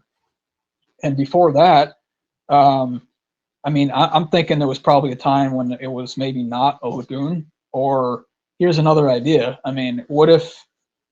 I mean, this goes way back, and again, I don't know when the time of these things really actually happened. I'm doing the best hypothesis that I can, but let's say like the entire Mahone Bay was completely dry at some point. I think it's possible to divert a river. Actually, I think people do it all the time. Let's say people have technology to do that. Well, all right, so the Gold River, that's the only source of water because the ocean's not coming in now. So let's divert that river, and now the entire bay is dry. And then when we're done doing whatever we're doing, let's take that dam off again. It's going to fill up with fresh water, not just around Oak Island, around the whole bay, the whole thing. So this is the way that I think about things. You know, you got to go back, invite the information that you can really prove to be something really important. Okay, so actually, I want to go to, what do we got? About half an hour left. If you can stay, Alessandra, that'd be great. I just want to say that there's also Martin's River. So Oak Island is kind of between Gold River and Martin's River. So what is that to the southwest of Oak Island, Martin's River? Yeah. All right, I'm gonna have to pull that up. I want to see where that's. I think Martin's River is shorter than Gold River, and I don't know how big these rivers used to be, but Gold River I think is larger, like it has more volume of water. And the Gold River goes past New Ross, doesn't it?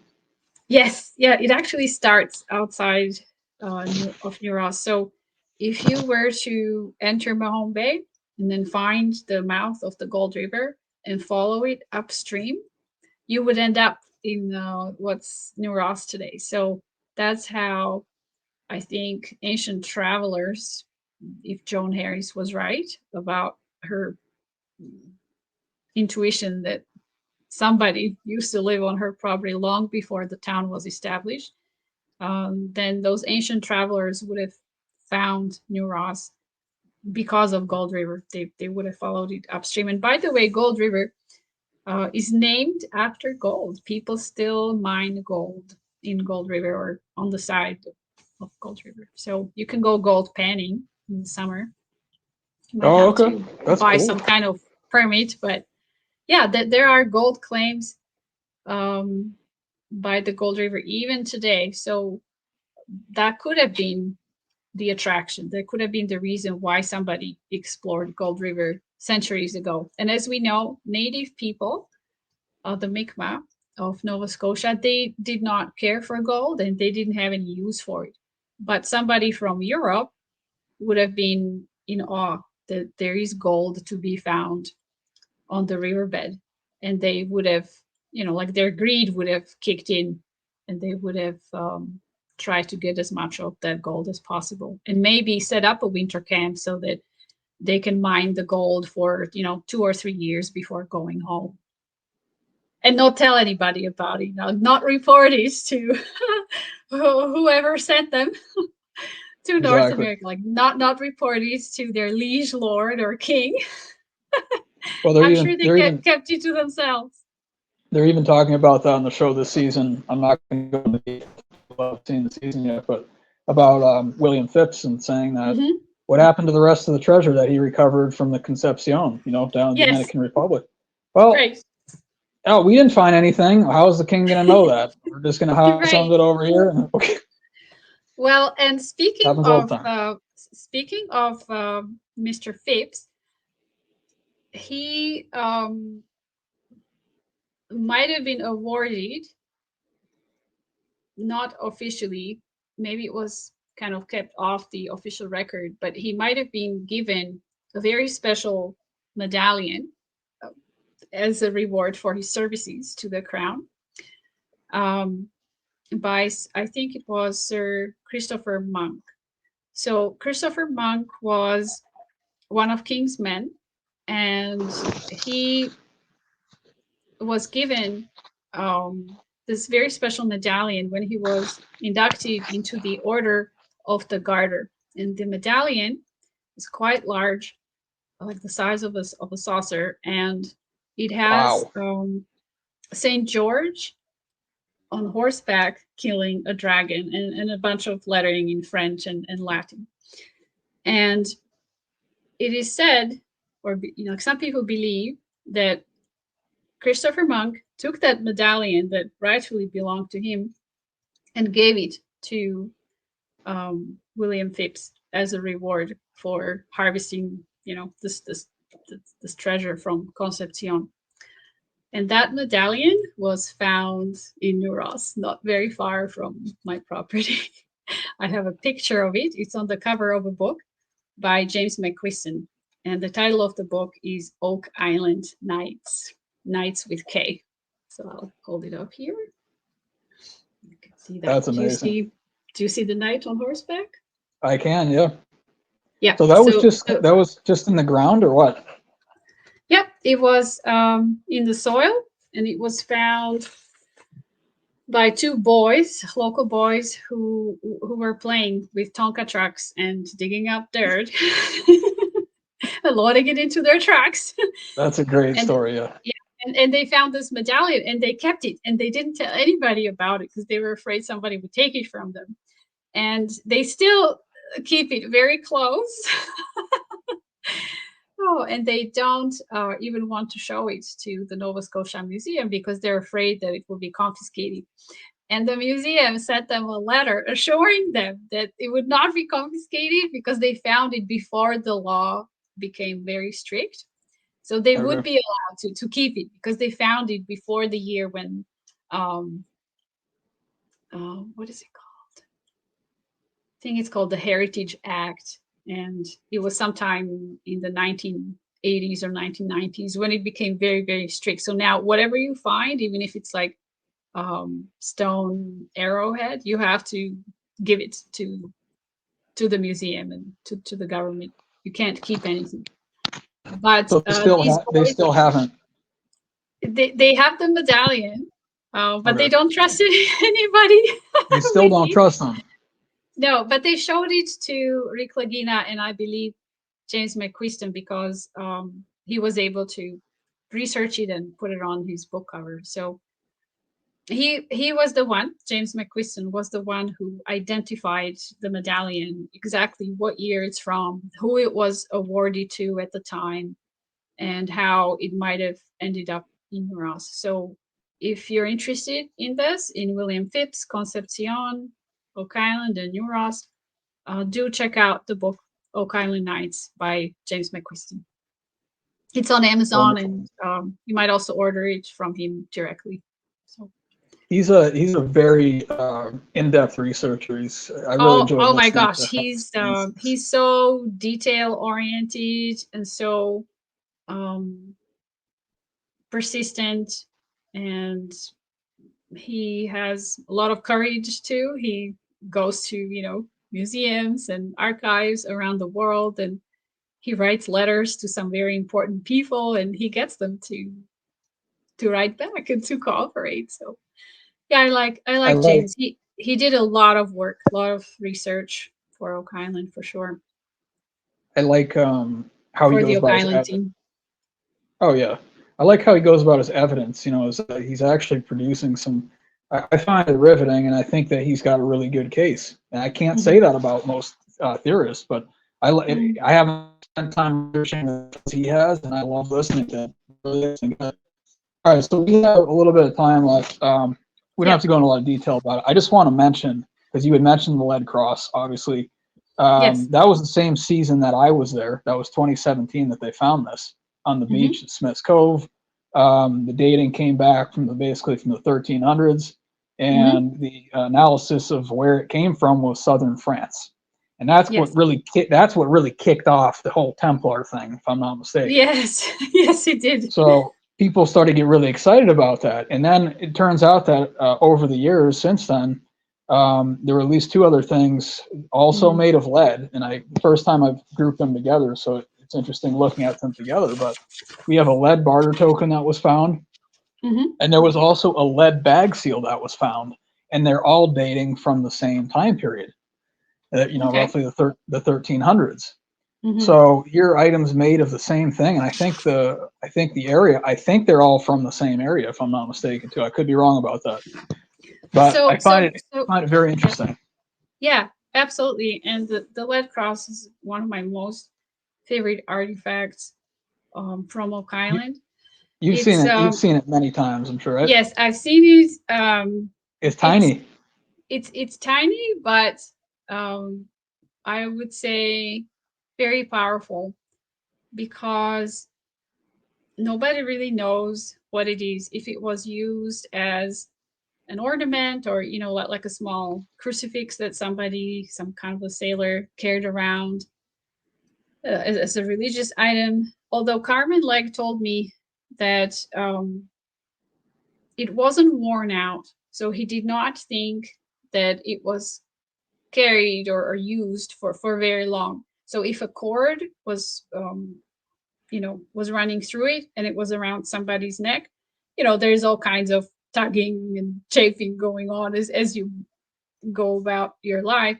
But this lead cross didn't look like it was like a well-worn or worn out item. So he even suggested that the lead cross might have been cast on Oak Island. So the lead might have come from southern France, but it might have been carved on the beach on Oak Island. He said it's not that hard to make because lead melts at a relatively low temperature compared to other metals, and you can make a mold.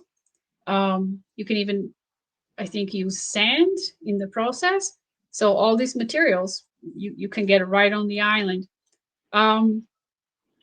What's interesting about the place of origin, southern France, is that yes, the Knights Templar used to have commanderies there, and they probably owned and operated mines in southern France, and they would have been gold and silver mines, and obviously they also contained lead.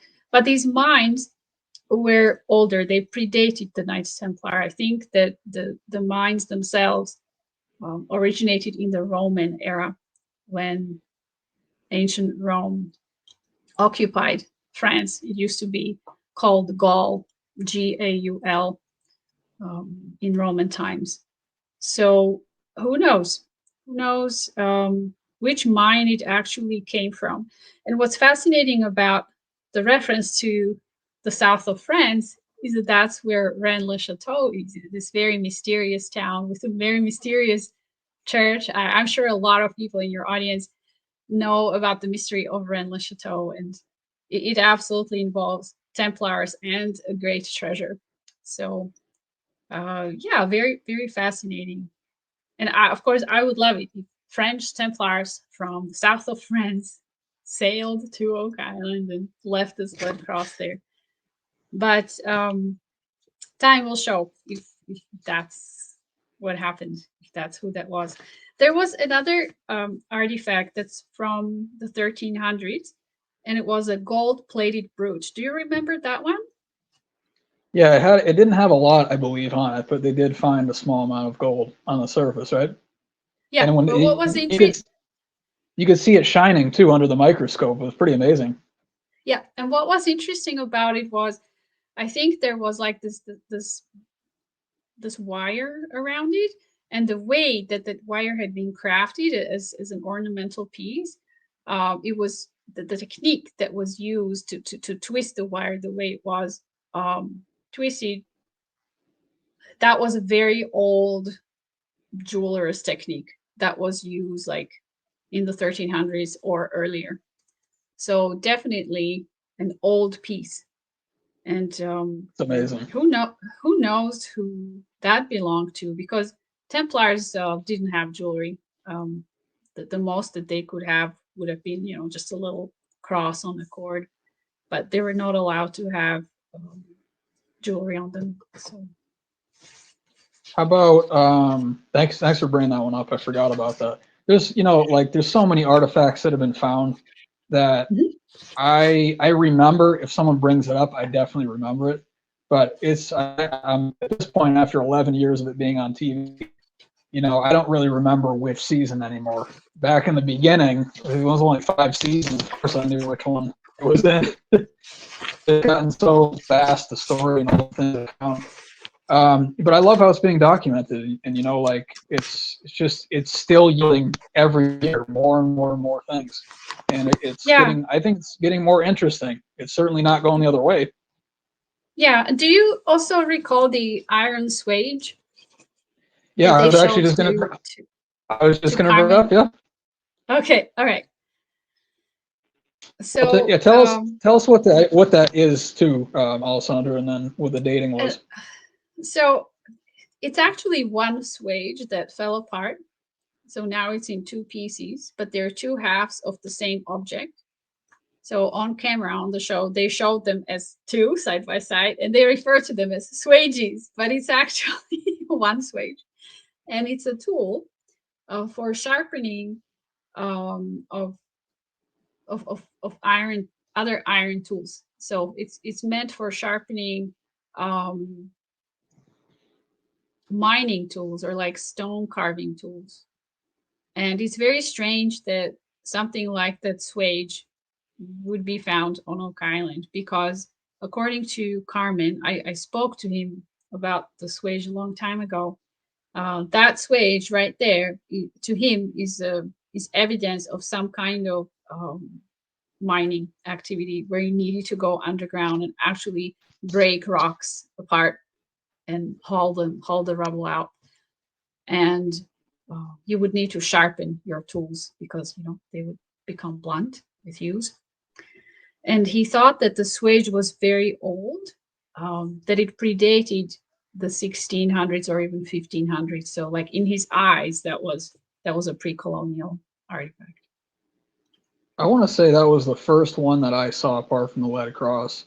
That I was pretty shocked to see that. I mean, according to my memory, I mean, I feel like Carmen was very surprised to see something like that on the island, because it stands alone. There's nothing else like that that's ever been found on the island. I don't even know if in Nova Scotia. I don't really know that much about it. Yeah. I mean, and again, there's no one saying that you can't bring them with you from Europe. You pass them down your line because they're great. Or I have no idea. But the point is that it's like Christmas every time they go out there looking for artifacts. It's just, it yields every time. Things like of such a variety. It's just astonishing to me. So I've just remembered the swage was used for sharpening rock drills. So they are tools for mining, for splitting rocks, not just, like you can't go around Nova Scotia and find swages everywhere. Right. Well, hang on. There hasn't. I think it has actually never been found on the South Shore except on Oak Island. What the heck was going on there, right? Why is there a swage for sharpening rock drills on Oak Island?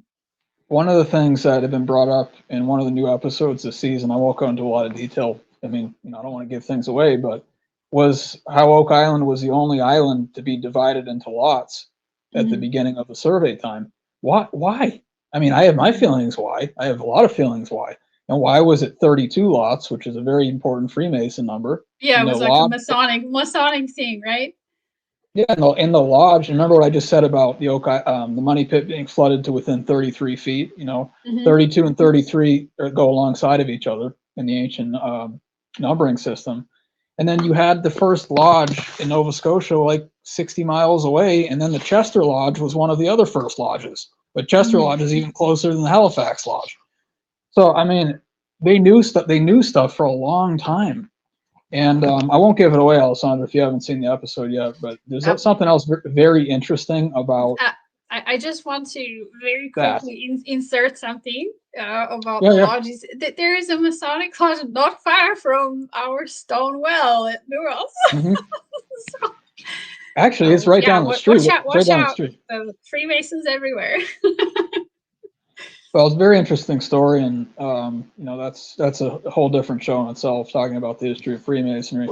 But the general idea is that it was sort of a lineage, starting with the Knights Templar, then moving to the Rosicrucians, then moving to the modern, well, Freemasons, ancient Freemasonry, and then modern day Freemasonry. I think the general idea is that they were groups of people trying to protect the ancient wisdom. That was the ideal. That's the ideal explanation for what it was formed for. I think it's diverted quite a bit in certain cases, but this was like, groups of people to protect the ancient knowledge, because if you don't protect it, you're going to lose it. So Right. it's really, really fascinating. And okay, so the Swages were what, 1300s, 1400s? Let's say, okay, he did. Carmen did not say 1300s. He just thought they were older than the 1600s. Let's say 1400s and 1500s. But even that is amazing, because who in that time would need to do any kind of rock drilling on Oak Island? Even in the colonial era, which was 1600s and 1700s, let's say the Acadians, the French settlers who came, let's say they spent some time on Oak Island. They didn't need to mine anything there. They didn't need to split rocks. They would just get some supplies like fresh water, food, and keep going. They did not have a settlement on Oak Island. So so this just doesn't make sense. Why would somebody need to bring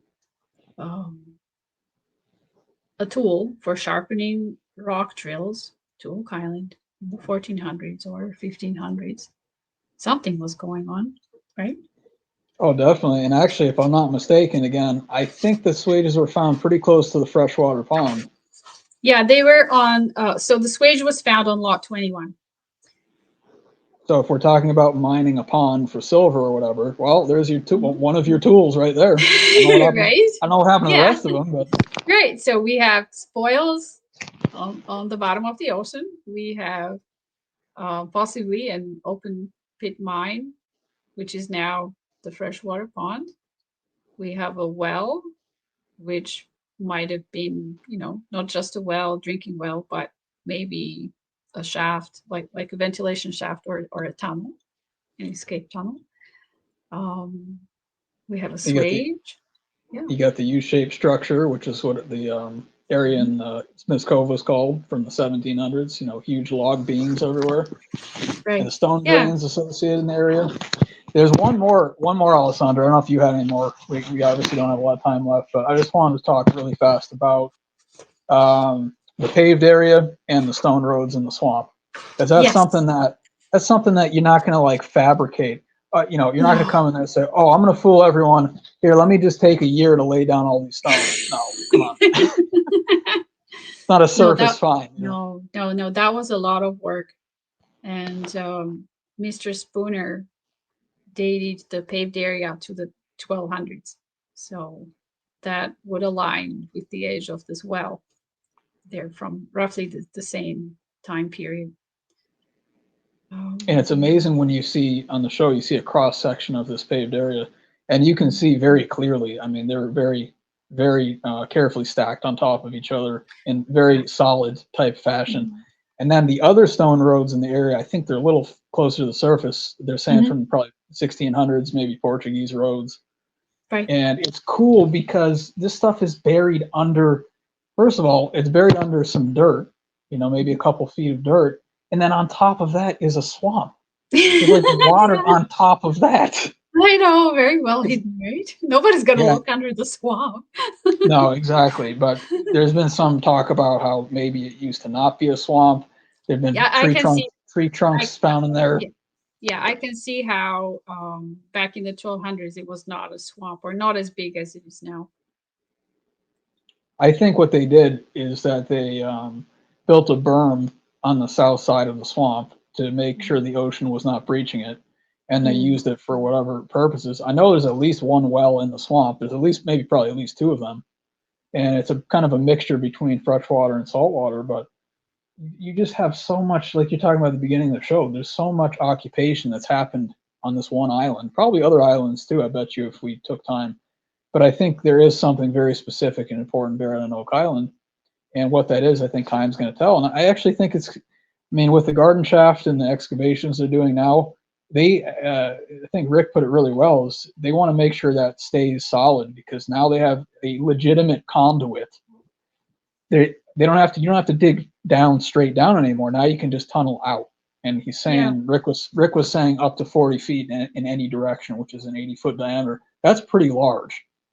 And it'll get them, ideally, it's going to get them into this, what they're calling the blob area to the west, where all of these gold signatures and silver signatures have been coming up. Not that deep either, between 80 and 120 feet, so do it's you doable. do you think there were ships docking where the swamp is now, and that's why somebody needed to pave on the right side of the swamp? Do you think that's why the paved area is there? I think that makes sense. Yeah. One of the things that they're following up, they just started recently, but they're trying to expand the Portuguese road in the southeast corner of the swamp, and they're following it. They're actually tracking it back towards the ocean, which I'm pretty excited about. Oh, nice. Because, and they have Steve Guptill out there making sure he's the survey, their great surveyor, making sure that it's the same, or the slope is consistent enough so it would be part of potentially a high likelihood of being part of the same road structure. So they're doing it correctly, But I think, again, with all the water levels being lower and having a lot of soil built on top of these structures and the roads and the wells and everything, it makes sense that we're talking about a time a long time ago, before things accumulated, when the water levels were different, the ground levels were different, really all of the conditions were somehow different. And when you start taking it back to the 1000 AD and 1200 AD, I mean, it is spectacular. And I personally believe it goes a lot further back than that.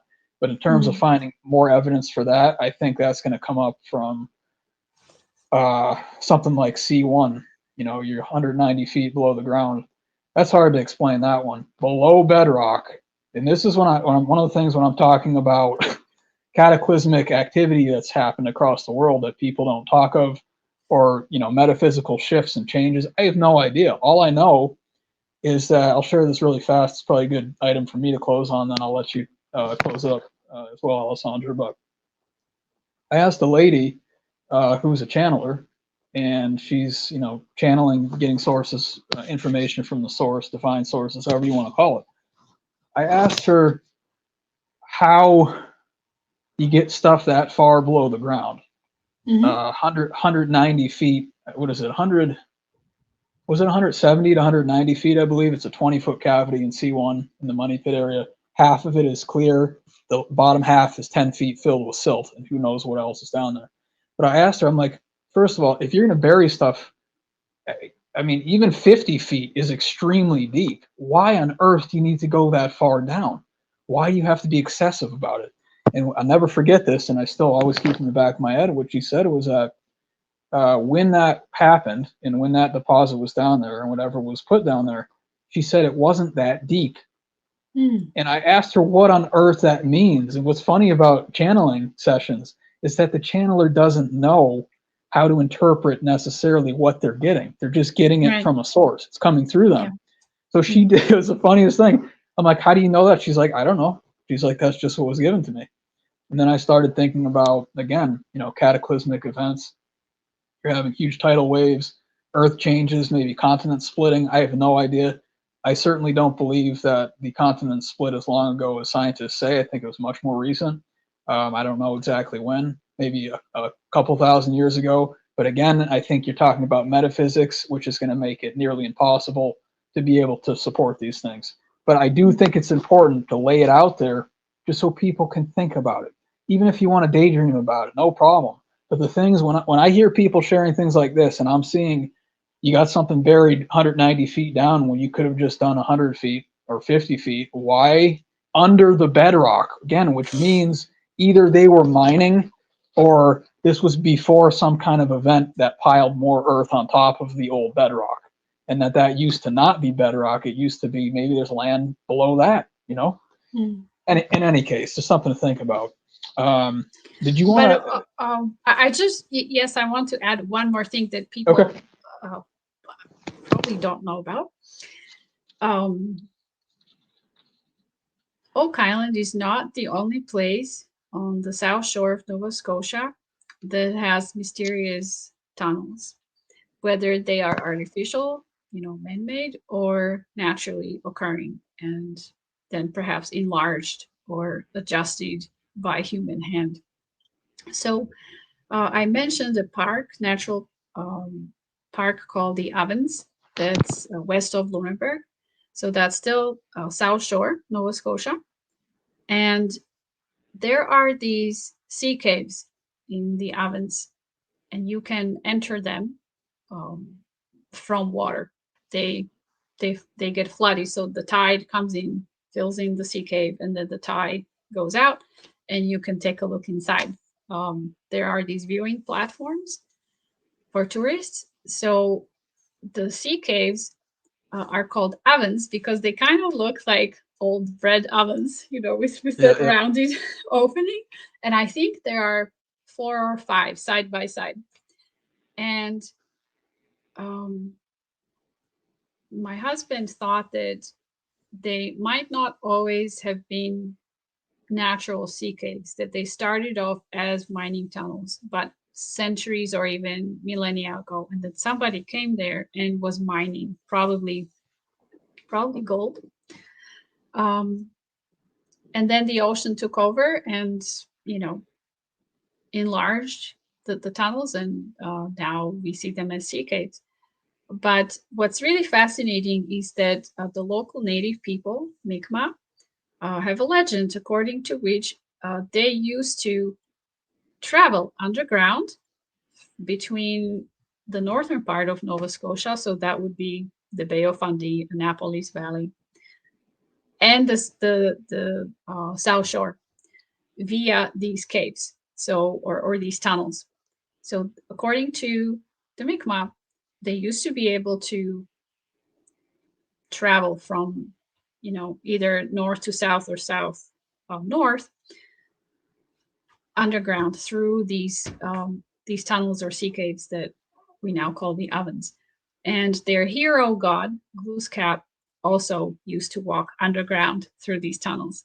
So who knows? Who knows how old these tunnels are and how many more exist in Nova Scotia? We just have no clue because it's not something that we actively look for or expect to find.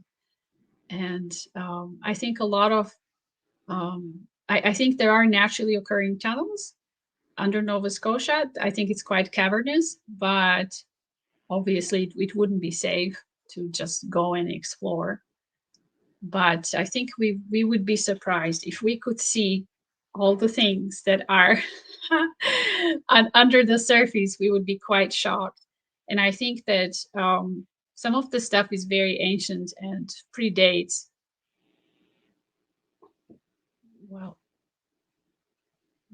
Oak Island by probably, many hundreds, if not thousands of years. But I'm now veering into definitely different story and different theory. That's where I like to go with it. The further back you can go, the more mystical you can get, the more interested I am usually. Well, just like you've got the ancient copper mines in Michigan, right? Like it's like the most pure, the purest copper in the whole world could be found in Michigan, and there was a crazy amount of copper that was mined there and removed in ancient times, and we have no clue who did it. Maybe it was the native people, but maybe it was ancient miners from overseas. It might have been Phoenicians, might have been Celts. We don't know, right? But where did all that copper go? Who needed such massive amounts of copper in those days? And I feel like what we have here in Nova Scotia with the ovens, that dates to roughly the same time period. like this vast mining operation that somehow Yes. was over Yes. vast expanses. Yeah, in terms of prehistory, I just love to talk about it and just entertain the possibilities. But, like the more evidence we get, I think that we're going to continue to discover things. And it just, who knows where it's going to lead to. And I also believe that there's a right time for everything. And so I'm certainly not trying to push any kind of narrative. I just encourage people to be as open as possible, hear people out, give people a fair chance. We all come from different backgrounds, and you never know what you might learn. Yeah. Just keep it in the back of your head, even if it might sound really fanciful, because you never know where you're going to need it. If something comes Absolutely.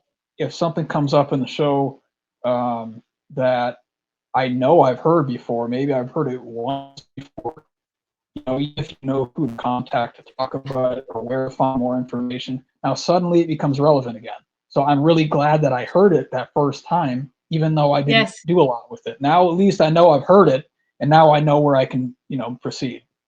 It's a good way to organize information in your head, actually. And I feel like some of these mysteries are almost like under a time lock that you can't solve them or uncover them until the time is right. And it's the site or the artifact that determines when the time is right. It's not you. It's not when you want it, but when it wants it. Just like when, I'm going to mention the Lord of the Rings, when the One Ring wanted to be found, it made its way out of that cave and, That's right. back among people where it could cause more trouble. Well, of course, um, it gets into great time cycles, and it gets into astrology, which of course is what I primarily do.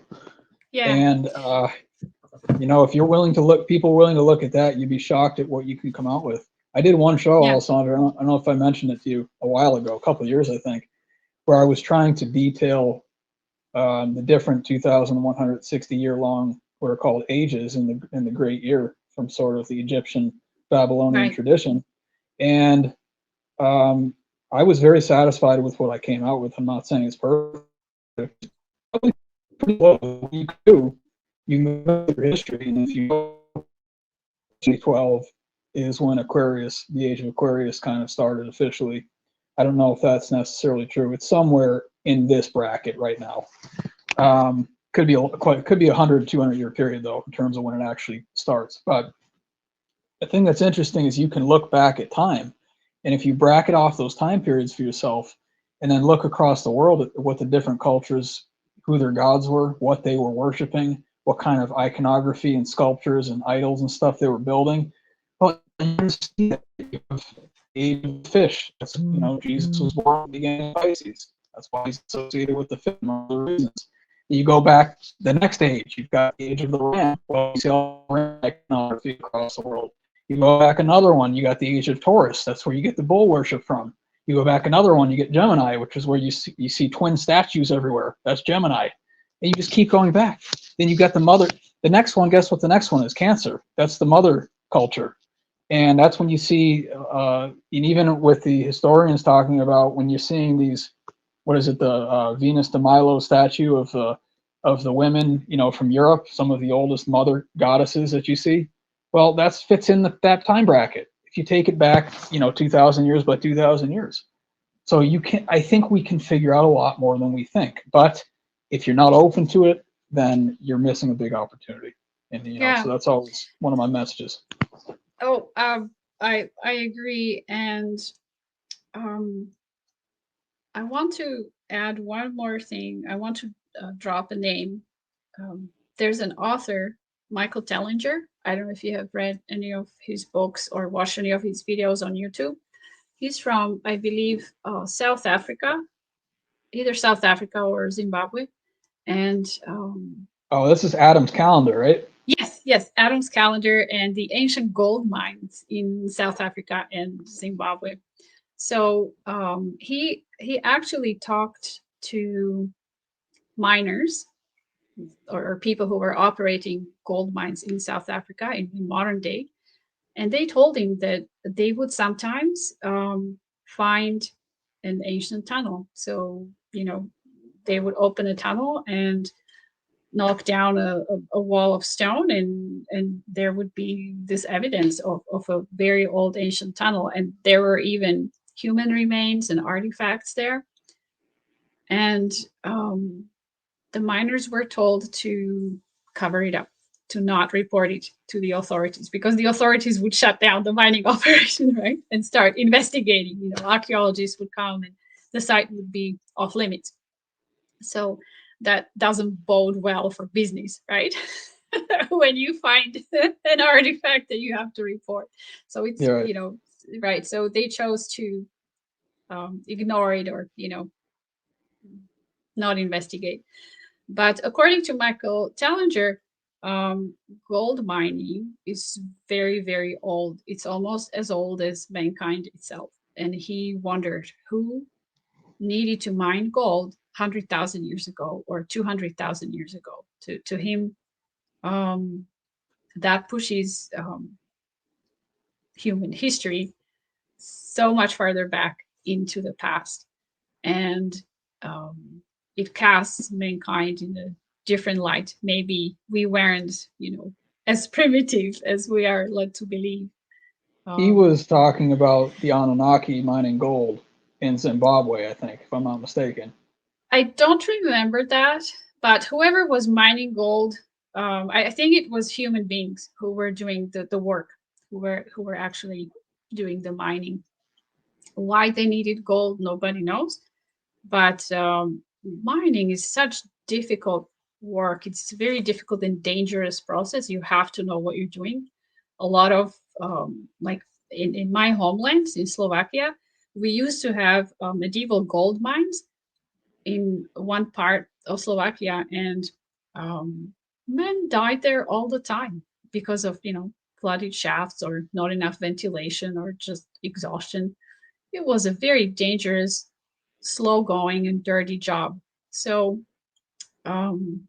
if you're gonna do it, you have to have a really good reason, right? So whatever you're trying to extract from underground must be very important to you, and you have some use for it, and it's not frivolous.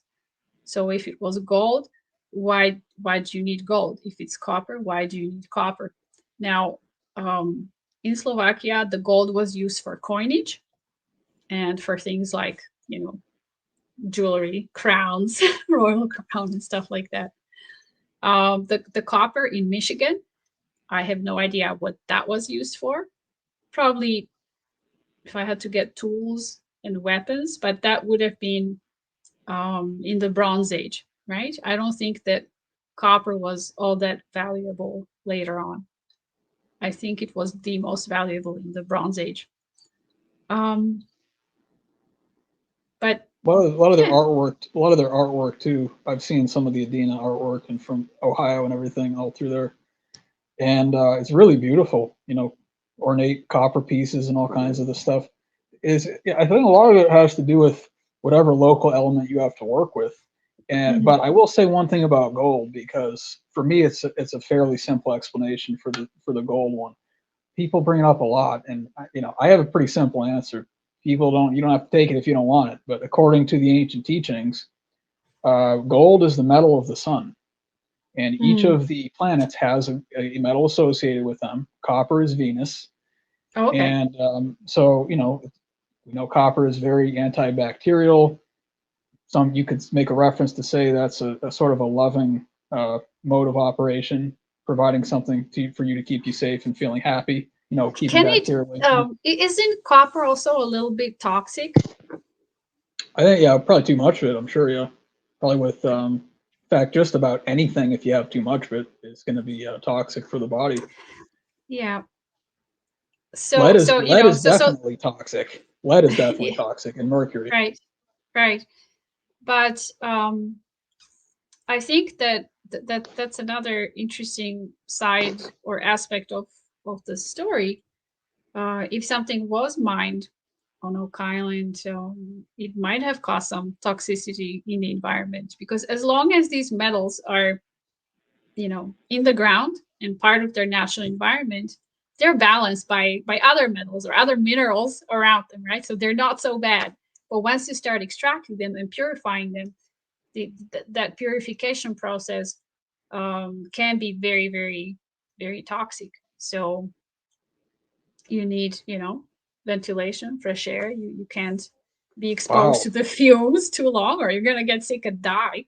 So So that's a brilliant point, because it could be that that's why we're seeing so much of these metals in the groundwater. I know the mhm. team's not going to. No, I don't know if that's true or not, but that's actually one of the best things I've heard in a long time, Alessandra. I had not thought about that actually.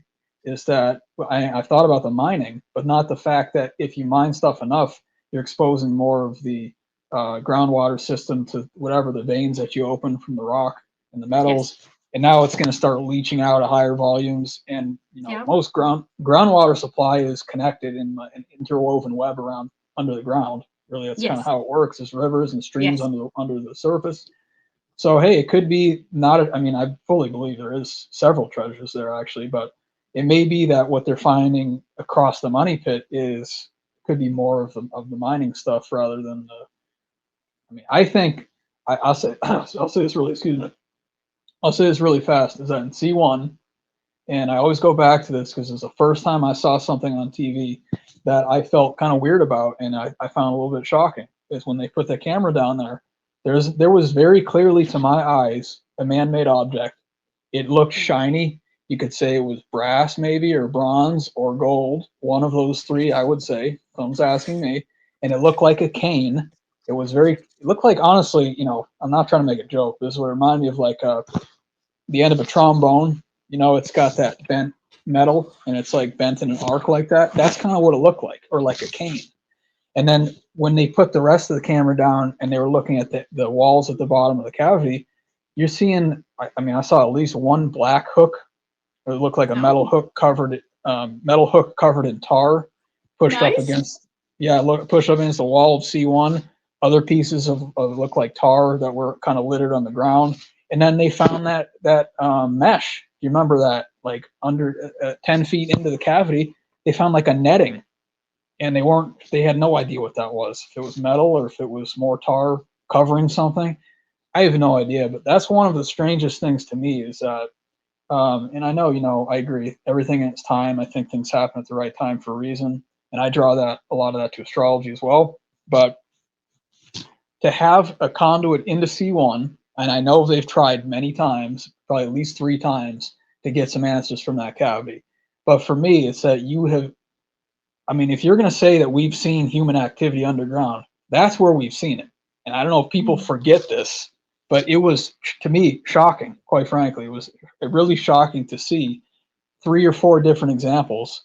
And you remember they were getting gold hits in the wall, and they thought it was a coin that fell out of the wall or something. Okay, so the thing is like, for me, finish that project. And I mean, I love Aladdin's Cave. I love all this new stuff they're finding. But you already have your conduit into the ground. You already put divers down there. You can do it safely. I Right. mean, get Go a back to it. well, yeah, and get like a vacuum like they did with 10X or something. They haven't tried that in C1 yet, or try to seal up. Find where the water is coming into C1. Maybe try to seal it up and pump it. I don't know. It could collapse if you do that though too, because the water is probably holding up the ceiling. Right. And it's anhydrite, which is not. It's going to be gummy, and it's not really that solid. So I don't know, but like when I see that, and I know that that's still out there, I'm sure they haven't forgotten about it. I feel like it's a timing thing. I think the Yeah. universe is saying, not now, Yeah. guys, but there's something here. Yeah. Yeah. And it has occurred to me that if there was a mining operation and tunnels, leading underground under the surface of Oak Island, maybe things like the money pit were built from the bottom up, not necessarily from top down, but maybe it was hollowed out from bottom up. Do you know what I mean? Oh, That totally. it was accessed from somewhere else underground, and then very slowly that somebody tunneled upward, kind of like a mole. You know how moles just pop out of the ground sometimes. So yeah, instead of going from the surface down, I wonder if it would have been possible to actually mine or tunnel from the opposite direction. Oh, totally. Well, I don't know if you remember down in 10X, I think about this a lot too, is of course Dan Blankenship claimed um, he was one of the original guys, of course, that was Hmm. doing the search in the 60s on the island, along with Fred Nolan. They had a fairly contentious relationship for most of those years, actually. He claimed that there was a body down at the bottom of 10X, Hmm. and he kind of made a joke about it. And I don't think he wasn't trying to be disrespectful, but he thinks that the drill bit essentially cut the head off of the body when they put it down Hmm. into 10X, and this is 235 feet down. This is serious. Hmm. Even the current Oak Island team hasn't been that far down. Dan was down there in his wetsuit, with like very minimal security measures. It's true, and Hmm. like 10 times he went down. It's astonishing. And there also has appeared to be I don't know if it was like it looked like support beams or like some kind of a stone pedestal or a stone altar. I've seen some people describing it as. Hmm. And I just think about one of the things, one of the references I could make would be something like Pompeii, maybe. And you Hmm. have people buried in, I don't know how many feet, it was quite a bit of ash from this volcano. And when you get down there, you see, oh yeah, there's people who have obviously perished in this event, and they're inside their houses still. You can see the walls of their houses and maybe the ceilings of their houses and all this stuff. Well, like, what if, again, and I'll bring it up one last time, but what if you had a cataclysmic event somehow? I'm not going to say what that was. I don't know. But there was there were people living there. They had buildings. They had all kinds of stuff, and it was all buried over. And so you're seeing it's like basically a buried city that used to be on the surface of the ground before whatever came in and buried it up. And then maybe what happened is someone knew what was down there, and they said, well, let's try to tunnel to it. And now when you're tunneling now, it's not like, it's not open air. You're tunneling through a bunch of rock that has formed since this event. So I don't know what it is, but there's so many cool things to think about. And I like that idea about tunneling up because I could totally see that happening. And by the way, if you did that, you're getting your air shafts so you can make sure you're breathing. You brought that up a couple times. So obviously, you need to get your air supply down there. You can suffocate. That way, you can say, like, maybe booby trap it more effectively, is that you're getting that coming in. And then the last thing you have to do once all the trap is set is you're just going to tunnel straight up now. And you don't have to go back the way you came in because you set that up so that it's booby trapped. Now you just have to find your way out. Just go straight up. And And seal then, it. yeah, Yeah, and seal seal it, it. exactly. You can't go back the way you came because you set the trap that way. You got to go straight up, or you got to tunnel at an angle back to the surface. So about 10x, I just want to mention that he was not the only one who went down there. There was at least one other diver who went with him. And yes, you're right. The equipment that they had was very basic, nothing like Tony Sampson has today. But that other diver, I can't recall his name right now, but he did say that he saw beach stones that were arranged in a certain fashion, and he did not think that was natural or accidental. He thought they were placed there by people. Wow. Okay. Who was At this? Who was the guy that went down with him? well, there was Dan Blankenship, and then another diver, or maybe even two other divers who went down the 10x either with Dan or um, you know individually. But there was at least one other person beside Dan Blankenship who explored 10x and saw things down there. And of course, John Chatterton much later on went down there. I love that episode. That was amazing. I mean, you get down 100, what was it, 180 feet, and then it narrows down to like a 2 foot basically shaft.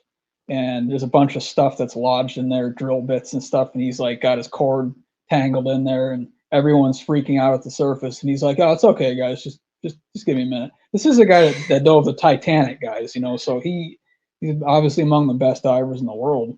And just to see him like successfully get down there when everyone on the surface is panicking, and he's just like, "No, it's just fine. I do this all the time." 200 plus feet down below the in a 24-inch tube. I mean, that's terrifying. He must be very low in trait neuroticism. He must be not a neurotic person. So he doesn't get upset. He's okay. He's chill. Exactly. I think some people are much better suited to the to diving and scuba diving in the ocean and stuff. That's not my thing. I like being in the forests, and along the rivers and streams and stuff. Yeah. But there's some people who they're just like, it's like they were a fish in their previous life, and now they're back as a human, and they can do things as if they were a fish. It's amazing. Yeah. Yeah. Great. Well, this was great. I think we covered everything. That's everything on my list. If you have any last item. I personally liked the piece of bookbinding. I believe there was like a little bit of leather maybe, and some purple wood that somebody thought came from, like a very ancient book or manuscript. And that one's hard to explain. Purple wood is hard to explain. Now, I've heard, so on the show, they said that it was a piece of, bookbinding, if I remember correctly, like the spine of the book, and that it was dyed purple with this very special dye that came from the Middle East or North Africa. Like it was used in Egypt, maybe even in the Holy Land, and prior to that in the by Phoenicians, because you have to have these mollusks. Am I saying it right? Yeah, the shellfish, whatever it is. Yeah. So you extract the dye from them. So it's very geographically specific where this dye can be even manufactured. And the nice thing about the dye is that there was a certain time period when it was used, and it was only used by the royalty and probably like high priests or very highly positioned religious people. So not everybody could afford to buy this dye, and maybe not everybody wasn't even allowed to use it. And there is a medieval manuscript, or it's a codex. It's like I think it's a book of gospels, or maybe just one specific gospel. And it's medieval. They have it in Europe, I think somewhere in Austria. And that whole book, like the pages of the book, they are purple. They are they were dyed with this dye, and the ink is golden, or like the ink itself contains gold. So it's like the super expensive, super special medieval codex. And I think there was only one like that in the world. So if a piece from a book like that is on Oak Island, well, now we're talking. Who would have brought a religious codex like that, a book of gospels that was so expensive, even in the time when it was made, to Oak Island? How would it even get there?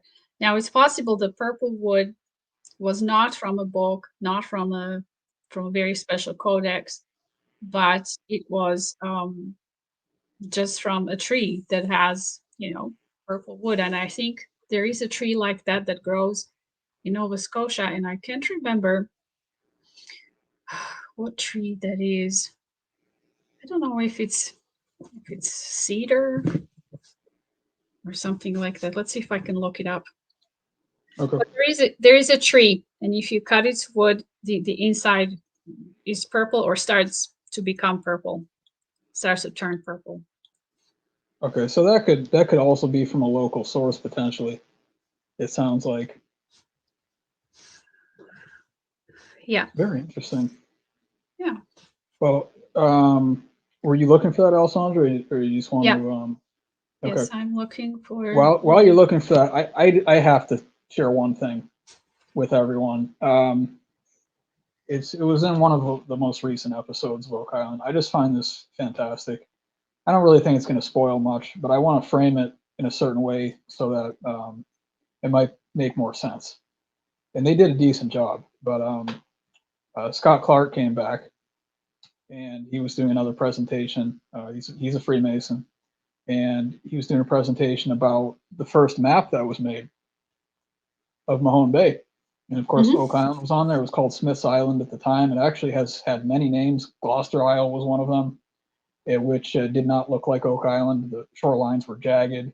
People wonder if you would wonder if potentially that was done to obscure the actual shape of Oak Island, since it's very noticeable. So in any case, that survey, the survey of Oak Island to divide into lots, and again, there were 32 lots, happened in 1762. And so this is before the money pit. Well, yes, definitely before. Yeah. I just didn't do the math. I'm glad they did it for me, because I probably wouldn't have done it in this case. And this is one of those things. It's like, I'm so appreciative that someone else came up with that before I did, or maybe I would have never come up with it. And that happens certainly fairly frequently as well. But they did the math, and they said there's been some argument or differences of opinion about how the 1795 discovery of the money pit was not actually when it was discovered. The people knew about it before. And we talked about this, I think, on your show, Alessandra, last time. There was evidence of occupation at the money pit at the time of the discovery. There was actually carvings on the tree there. They found the block and tackle, which is a very common Freemason symbol, above the money pit. I think it was 13 feet above the surface of the money pit. Again, numbers are very important here. And the area had been cleared of trees, and there were only little saplings everywhere. So people already knew about this area. So I think what this was really good. Probably my favorite thing from the season so far is they were saying, well, as Scott was saying, give full credit to Scott Clark. And I think he's got a book out, came out recently. I'm sure it's great. He was saying that it was actually 33 years from 1762 to 1795. So that it was actually designed that way. The legend was designed around that. And they probably just decided, okay, so we're going to wait 30. They at least knew about it in 1762. I'm full confidence on that now, me personally. And that they just said, well, we're not going to break it to the world till 1795, because that's the 33-year anniversary of when we drew out the lots. And that's also, you have to think, well, the reason Oak Island was the only one that they were dividing into lots, and it was, again, 32 lots, is because they knew there was something there. Why would you pick that one? I know, it's close to the shoreline. I get that. You have access to the mainland, rather, which is important. But apart from that, there's a bunch of other islands, especially going down along the southwest of Mahone Bay, that are close to the mainland, too. Why are you going to pick Oak Island? Why is it that one in particular?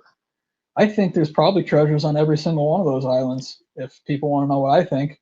But it's got to take one to start it off, so why not Oak Island?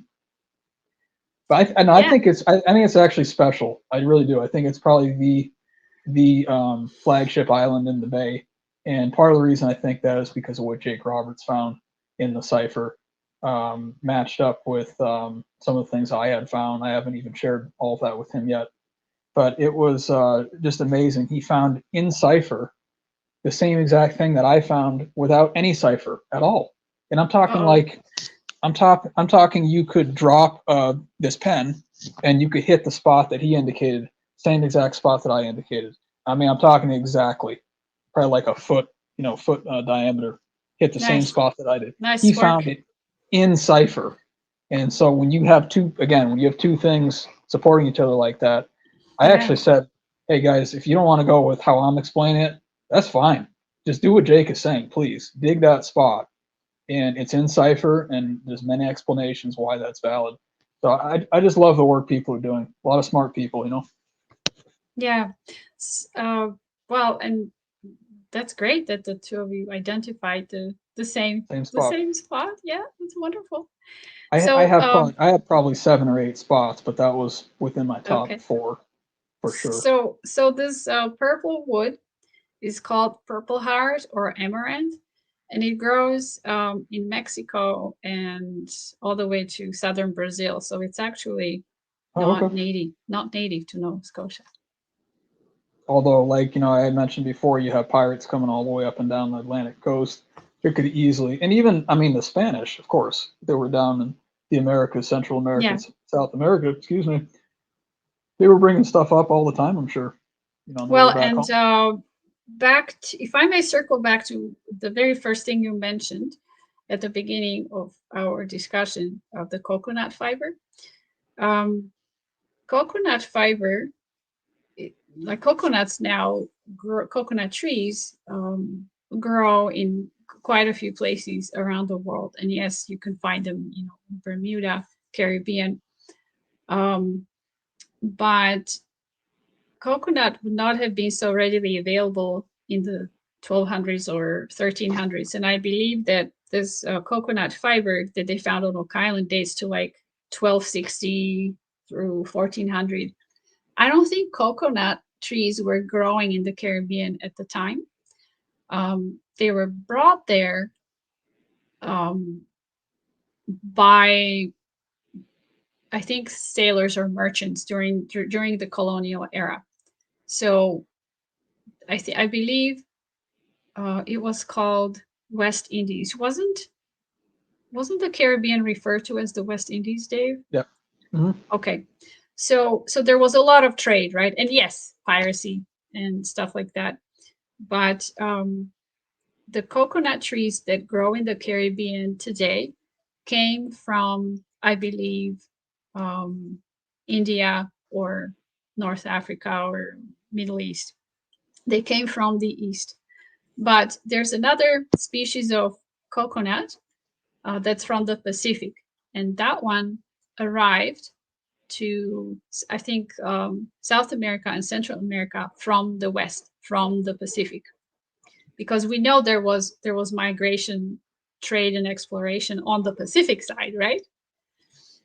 I believe even chickens arrived in Central America and South America from the Pacific Islands. So the chickens were not native. Right. Although the turkey was. Turkey was, right.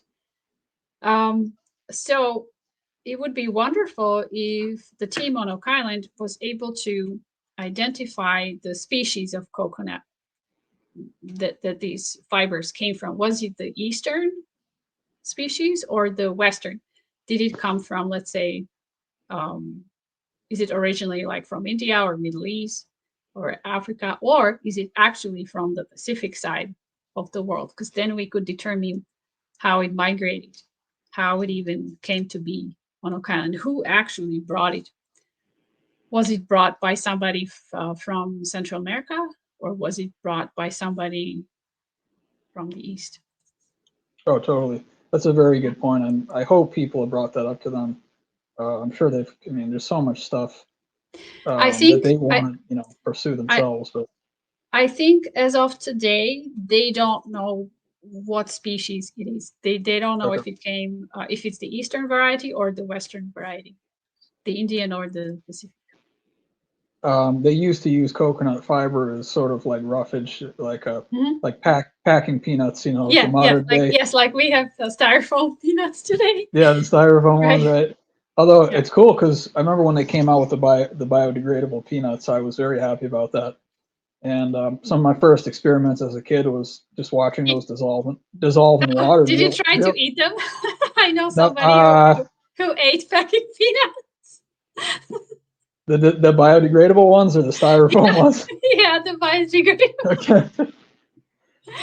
Well, probably maybe non-toxic. I hope. I hope they're Yeah, okay. I hope. Yeah. Yeah. I hope that guy's still alive.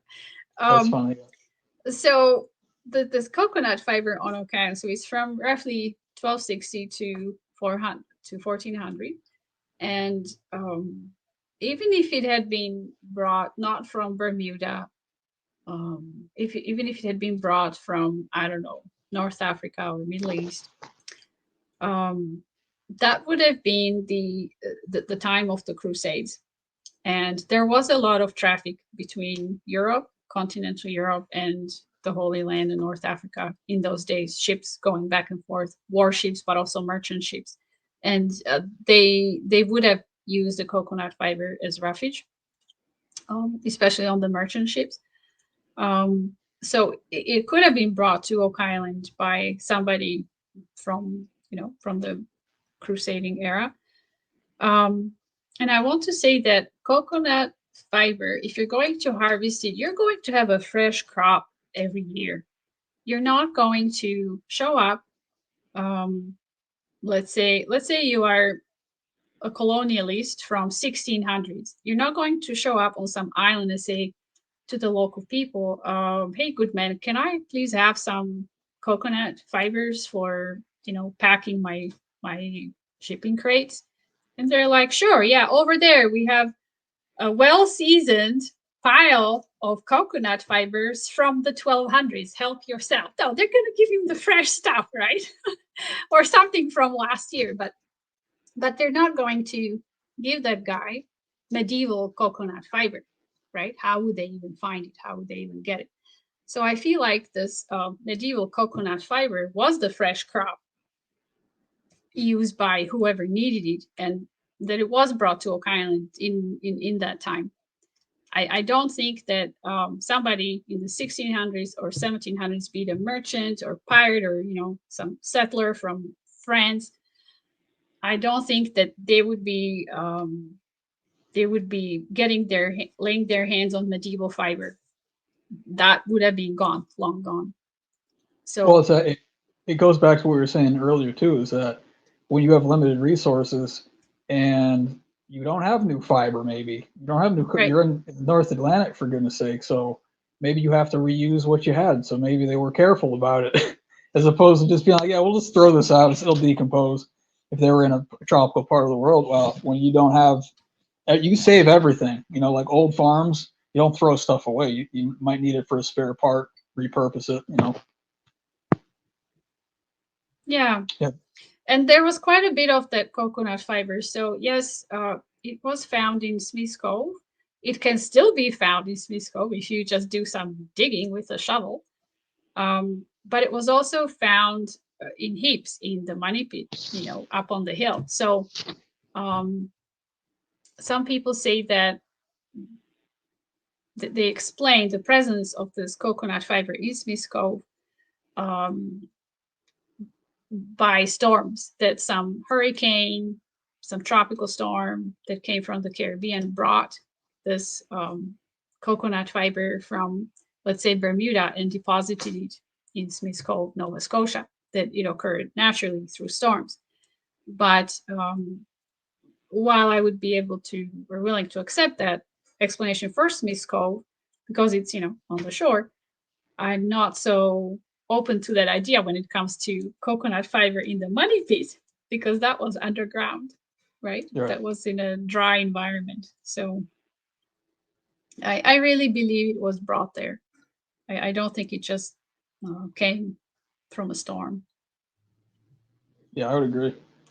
Something interesting that I found when I was traveling through Nova Scotia, I think it was after I did my filming for Curse of Oak Island, was there's some bays, and I want to say it was probably down southwest Nova Scotia, and the water is like a strange, like emerald turquoise color. And I was looking at this, and I'm like, man, this looks like it should be tropical. If it wasn't like 65 degrees like it was Fahrenheit, you could have fooled me that I was somewhere tropical. And again, we even have beaches with white sand, and exactly, you could be fooled into thinking that you're far more south than you actually are. Okay, so what if, and I'm not going to put a year on it, but let's just say I think scientists agree on the fact that at some point the Earth was much warmer, sort of everywhere.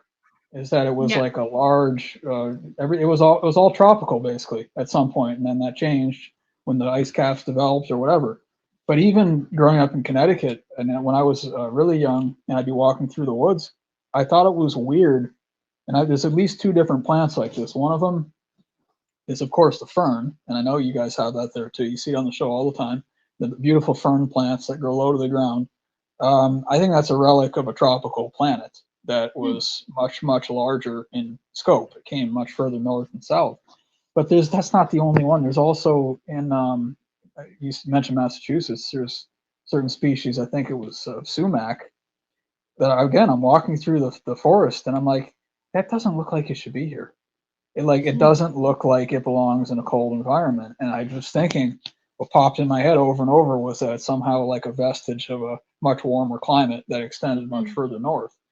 So that's one of those things where I have a few pieces that I've thought about with that, but again, I couldn't postulate when that might be. If I said that, if I said that in the 800s, it was tropical Nova Scotia, I don't think anyone would believe me, so I'm not going to say that. And I don't really have proof for that either. But I do, again, I do a lot with, I have a very metaphysical mind, a very quantum physics oriented mind, and I do believe in the vast possibilities of what can happen in quantum physics. And that's not something that you're going to be looking at in mainstream science. I'm not even encouraging that necessarily, but that's something that I find enjoyable. It's just thinking about things on terms that are maybe not what you think they are. Yeah. Well, and we think like our starting point, the foundation of our thinking is our life and the conditions for life that exist right now. And of course, we have records and science, modern science, showing what the world was like in certain eras and when it was warm and when it was cold. But you're right in that there were times when things changed rapidly and they went from very cold to very warm, or from very warm to very cold, and it happened in a flash. I mean, we have mammoths in Siberia that died while they were still chewing food, right? There was a mammoth found in Russia, in Siberia, that froze to death while it was chewing food. So that was some kind of a flash frost, deep frost, right? That froze the poor guy, and he died while he was snacking. So I think this planet, it tends to surprise us. And as long as we allow ourselves to be surprised, that's the open mind that you encourage your audience to have, right? We can get much closer to explaining this mystery of Oak Island and similar mysterious sites in North America. We can't afford to have blinders on, or to be very rigid or very attached to one particular idea or theory. And I've had to do that. I was always in favor of either pirates or Templars, but I've had to allow other things to be true too, like the possibility that it was actually Norsemen, Vikings. And that's okay. That's exciting too. It is, yeah. It's all exciting. Yeah. Well, I fully expect there to be some actual physical proof as well. And, like I mentioned before, one of the things I've been following a lot of is cataclysmic events on Earth. There's another topic called Tartaria that some people might be aware of, where there was a vast civilization across most of the planet, especially the northern hemisphere. It included most of Russia, modern day Russia. And they had like high technology and high culture and all kinds of stuff. And it was supposedly buried in what's called the mud flood. And that was, some people think that was a lot more recent than, I think, even the 1800s. Some people talk about that. But the only way to make that possible in my mind is to phase shift through dimensions. And that's probably outside of what most people want to go into. I love it. I love the quantum physics stuff. But, dimensions, you talk about, it's not what all that it seems necessarily. And when you open up the quantum vault, basically anything becomes possible. And I'm not using that as an excuse at all. I'm just saying that, like, some things have some pieces of evidence that I found have suggested to me there's not like a normal explanation for this, and you're not going to be able to explain it that way. I mean, there's stories about I don't know if it was a Greek, I think it was a Greek goddess, I believe. Stories about how a certain Greek goddess actually fell to the earth and she turned into an island. I'm not making that up. It's part of the mythology. There's other stories from Japan about like a magical axe or something, or no, it was a magical spear, I believe, being used to create an island, like a magical island or something. And then we have all the druid stuff and all the magic that they performed all the time.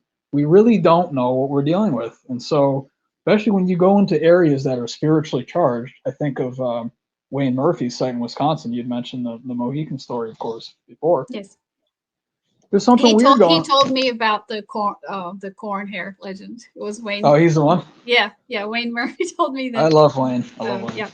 Yeah. So he's done a ton of research. Well, and also we people tend to look at Earth mysteries from the standpoint of just being on the ground, not necessarily from the sky, but like from ground up where we stand, right? So our view of the world is through our eyes, our perspective, our height, so to speak. But Earth is not stationary; it hurtles through space, right? Like it moves. It's on the move. It moves in the spiral, right? It goes around the sun, and then the whole solar system is part of a galaxy. A galaxy is spinning. Everything is constantly spinning, and I feel like what's happening on Earth sometimes, these shifts in climate, that sometimes they're not necessarily due to what's happening on the planet, on its surface, or what we are doing, like human activity. It's not always a result of human activity, but it's sometimes the origin of the change, of the drastic change, is in space. That we are flying through a certain region of space where we haven't been before, and there are other forces there, other particles, maybe stronger radiation or energy that we simply haven't encountered before, and now we're in it, and it affects us. Right.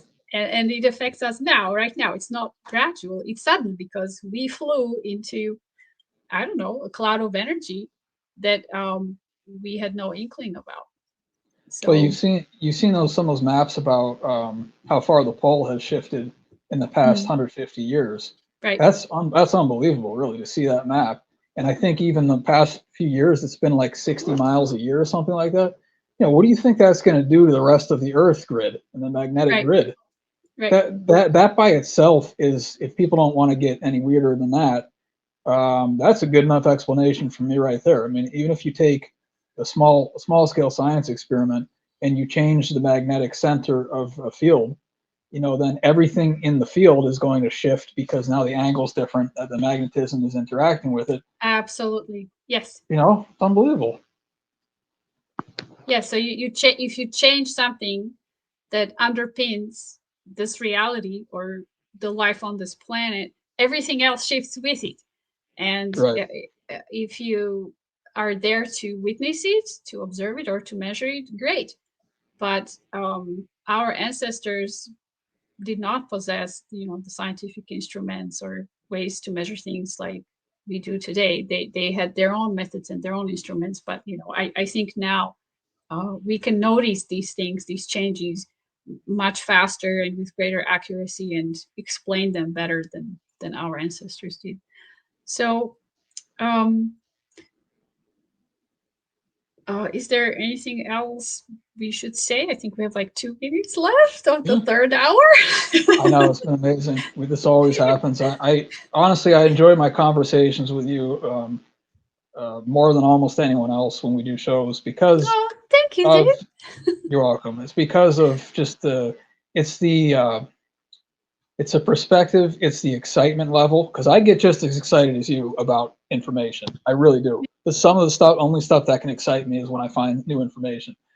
And the other part is that it's an intelligent conversation, and I like things being brought to the surface that are supported by either texts or like, ancient documents or stories or mythologies or whatever.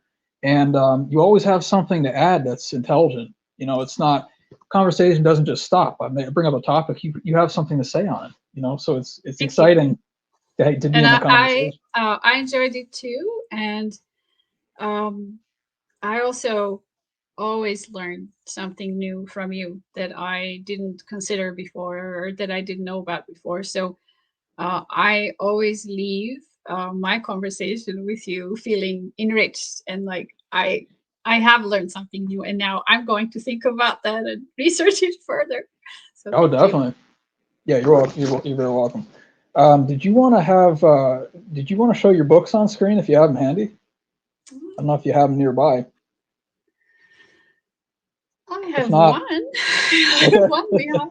Yeah. It's actually in Slovak because it was translated to my mother tongue and published in Slovakia. So, but I can show the cover. Oh, sure, yeah.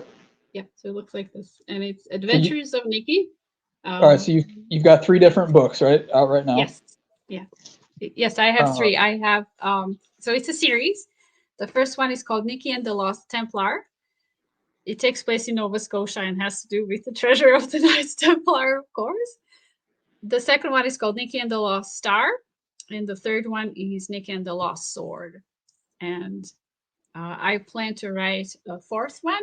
It's currently, it exists here, and I just need to put it down on paper. So Wonderful. Hopefully this year I'll get to it. Yeah. Do you have a title in mind already? I know you probably wouldn't share with us, but you got an idea probably.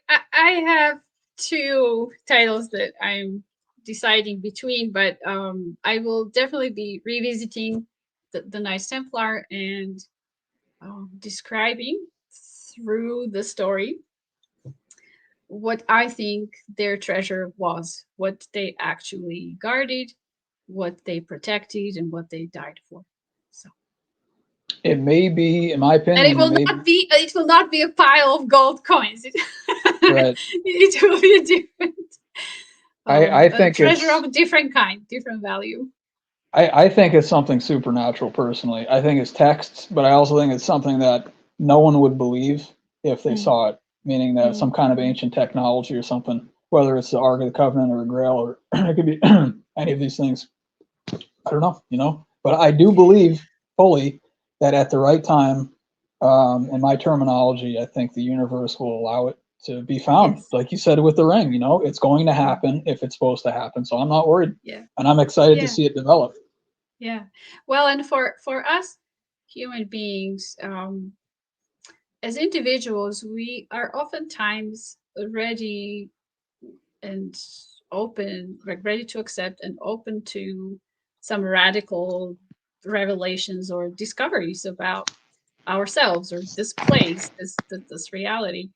But as a collective, as a society, let's say, as a nation or particular religious group, we are very afraid of novelties. We are not so eager to embrace some new revelation or new truth, right, about ourselves or the nature of this world. We prefer to keep things stable and predictable, right, and consistent from generation to generation. Definitely. And so,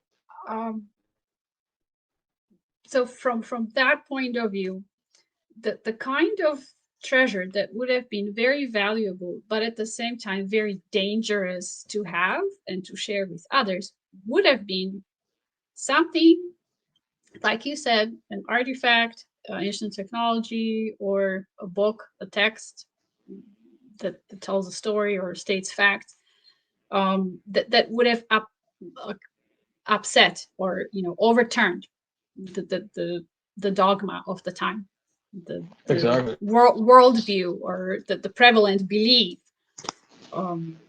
at the time. So if then, let's say the treasure on Oak Island is from the era of the Knights Templar. Let's say they found something in Jerusalem inside the Temple Mount, and it was revolutionary. What they found was something that would have threatened the establishment or the accepted view of the world, and maybe they were glad to have it, but they knew right away, this is not something we can show to the general public. We have to hide it. We have to keep it a secret.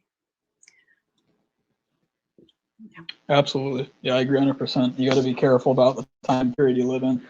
That's why actually the Shakespeare texts, I believe, largely were written the way they were, because they couldn't openly come out. The Rosicrucians, a lot of people believe they're the ones behind it, couldn't openly come out and just say what they wanted to say. The wisdom had to be hidden. So they came out with a commoner's play that they could tuck all these hidden meanings in, and it would stand the test of time because it's a phenomenal piece of literature. So it's absolutely brilliant. I think actually all of it was coded in, it surprised me, but It's all coded in 1611, and the first folio of Shakespeare. Of course, Peter Yeah. Amundsen was the first guy who started down that road for me. A lot of us. Yeah. Yeah. I know what you're talking about, and I agree. The 1500s and 1600s, that was still a very dangerous time period to live in.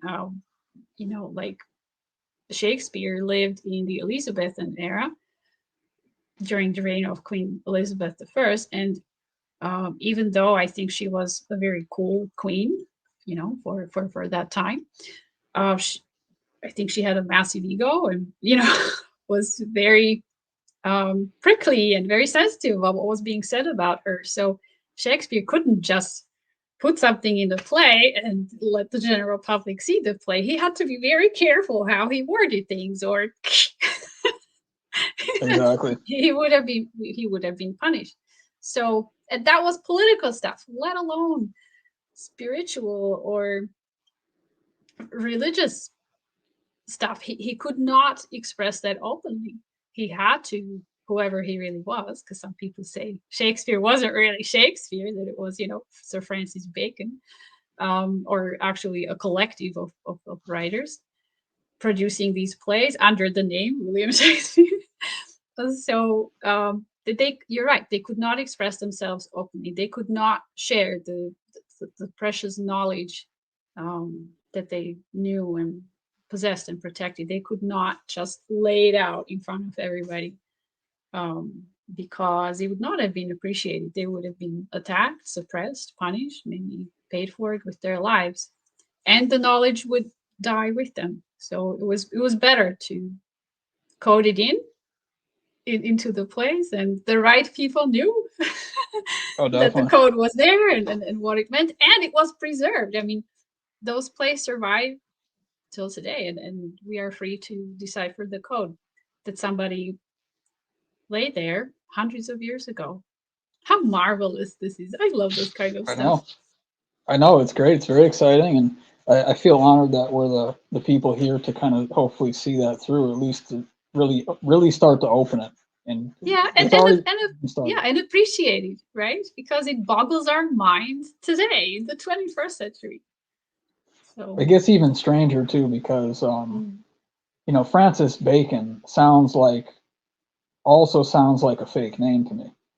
And when you go, oh yeah, I mean, it could be an English surname, certainly, but it's just like when I hear a name, some names just sound fake, and that's one of them that doesn't. It just sounds fake to me. When I say fake, I mean that's also hiding his real identity. Okay. And if people haven't been on Jake Roberts' channel, I highly recommend that. It's called Ghosts of Bacon on YouTube. And he's been developing a lot of ideas about, and I think he's got phenomenal supporting evidence, truly, about how Francis Bacon actually had more than one alias. Wow. And so basically, let's say Shakespeare was the first one standing in front of his name. Well, there's also, Jake's talked about a lot, he's saying that Bacon's greatest alias was actually Samuel de Champlain. And it's a hard thing to understand. Hard thing to understand. That's a different level. Oh, it's amazing. It's amazing what he puts forth, too, because in terms of when Bacon was supposed to have disappeared from the historical record, and then when Champlain shows up in North America, and also what Bacon did for Newfoundland and getting things going over there, settlements. I think he was even on their stamp, if I'm not mistaken, in Newfoundland, Francis Bacon. So I think that this structure goes a lot further than most people could ever possibly understand. And again, I always take things back to a much higher level, meaning that I think directives are being given from the stars, essentially. And whatever kind of divinity people believe in, whether you do or not, I think that we're all put in the place at the right time to perform the function that we came here to do. And the idea is that the ideal idea is that it's for the betterment of humanity, but it's got to happen at the right time. So that one's truly phenomenal. You look at Champlain, who he was, all these people like Jake talks about all the time, all these people have these mysterious origins. It's funny, it's become like a joke. Jake's like, yeah, we can't find out where he was born. We don't know who his parents were, and it's all the same people who somehow seem to have these ties to like the Rosicrucians and to the Shakespearean story. Why do we not know who they were? Well, probably because it wasn't it wasn't like a real person, or it was some kind of a mask or something. That's very interesting. I'll have to check into it. And they were, highly positioned. They held a high position at court. So I think Sir Francis Bacon was rumored to be the illegitimate son of Queen Elizabeth I, and Samuel de Champlain was rumored to be the illegitimate son of the French king at the time. I can't recall his name right now, but I could probably look it up. So we have, two illegitimate men or two illegitimate sons of monarchs, right? The idea is doing that great things. Well, exactly. And the idea is that they were the true inheritors of the throne, but it wasn't safe for them to assume that, and it was taken over basically by illegitimate parties. And that's one of supposed to be one of the big kind of secrets, is that the actual true lineage of the true kingship, that it was taken over by people who actually were not part of that lineage, and it became unsafe, and so they had to kind of go underground.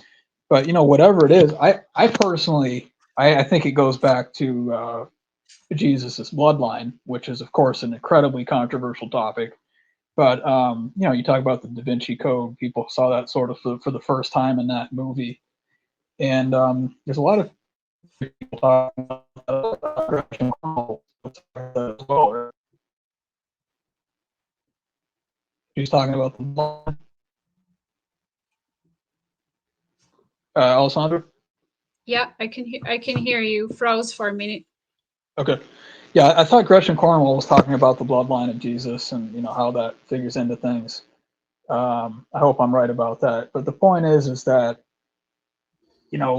there's long lineages, and even in the Bible, they go back thousands of years, the generations of Adam and of Joseph and Jacob and all of these people, the line of David, all of these people, and it makes sense to pay attention to that, because I think those things are going to be coming more to the surface, and we're going to eventually get some kind of like actual proof. And if it was me, what I would do, just so people don't think it was a one-off sort of, is that bury the same secret texts in about 20 different places across the world, so people can't claim, oh yeah, you just found one of those in Nova Scotia, it could be fake. But if you pulled it up and it said one of 20 on the bottom of it, and you found the other one in Arkansas, the other one in California, well, maybe it's not fake anymore, and it's going to be really hard.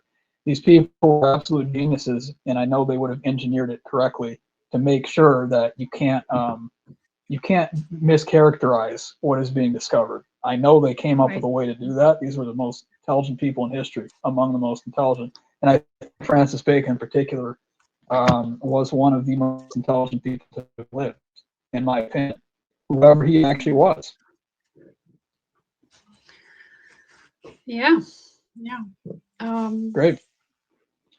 Okay. All right. Well, give people your website is Nikki.com, and CKY. I think you have 3 books, right, currently? Yes. I have 3 books, and my website is adventuresofnikki.com. They can also find me on Facebook by my name. I have an author page on Facebook. Okay, which is facebook.com/alessandra.nadudvari.author. And then you still have a YouTube channel, don't you? Yes, it's called the Templar Island. I haven't posted anything new in a while, but maybe I'll get to it sometime this year. Oh yeah, she's got great shows, guys. Definitely check that out too. I'm sure she'd love to hear from you, and I'm sure she'd love to have you read her books as well. And of course, you guys know, if you're on my YouTube channel, you already know where to find me. But I'm on Facebook too, under Dave Petrella. Instagram under Dave Petrella 12. That's 1 2.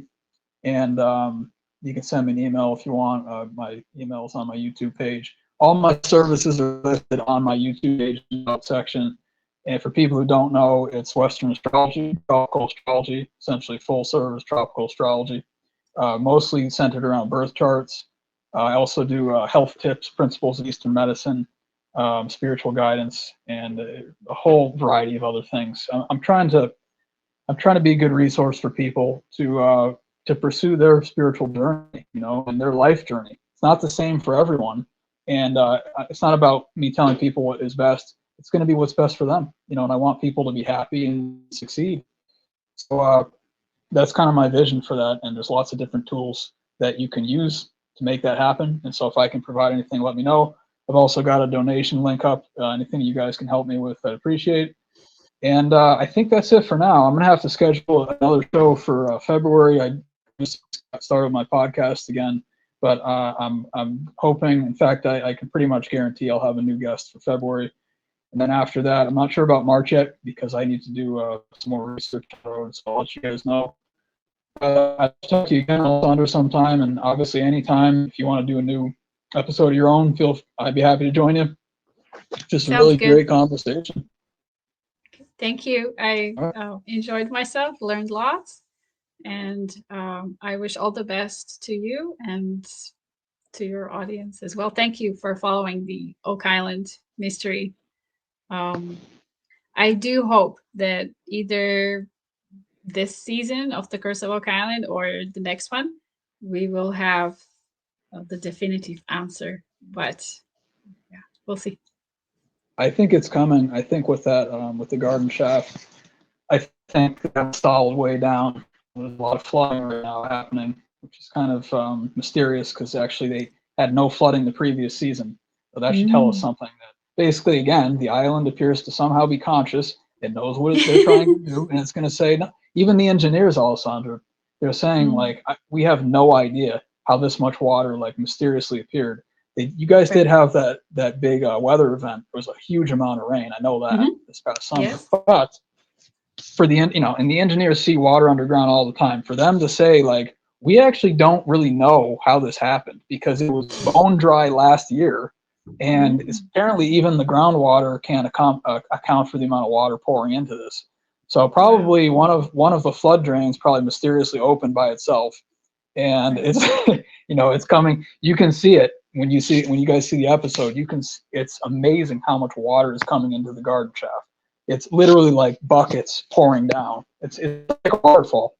It's really, really cool to see that, but not cool for them getting to some discoveries. Okay, so I really appreciate it again, Alessandra. I'll see you guys next month sometime, and feel free to check out Alessandra's material. Feel free to check out my material or send either of us a message. I'm sure we'd both be very happy to hear from you. And keep watching The Curse of Oak Island. Yes, definitely. Keep watching the show, even though it's going to require some patience on your part. It's worth it. It's a big payoff. And we're gonna see. I fully believe we're gonna see a conclusion. We're gonna all understand someday. I think it's before 2030, according to what I believe about the current state of where we are in the world and the timelines.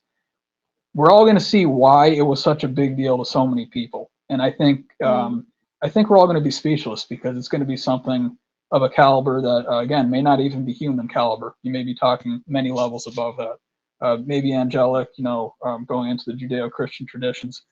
We will find out, but keep watching, and thanks for your support, guys, and we'll see you next time again. Alessandra, I really appreciate it. Great conversation. Okay, thank you. Bye, Dave. Hey guys, thank you.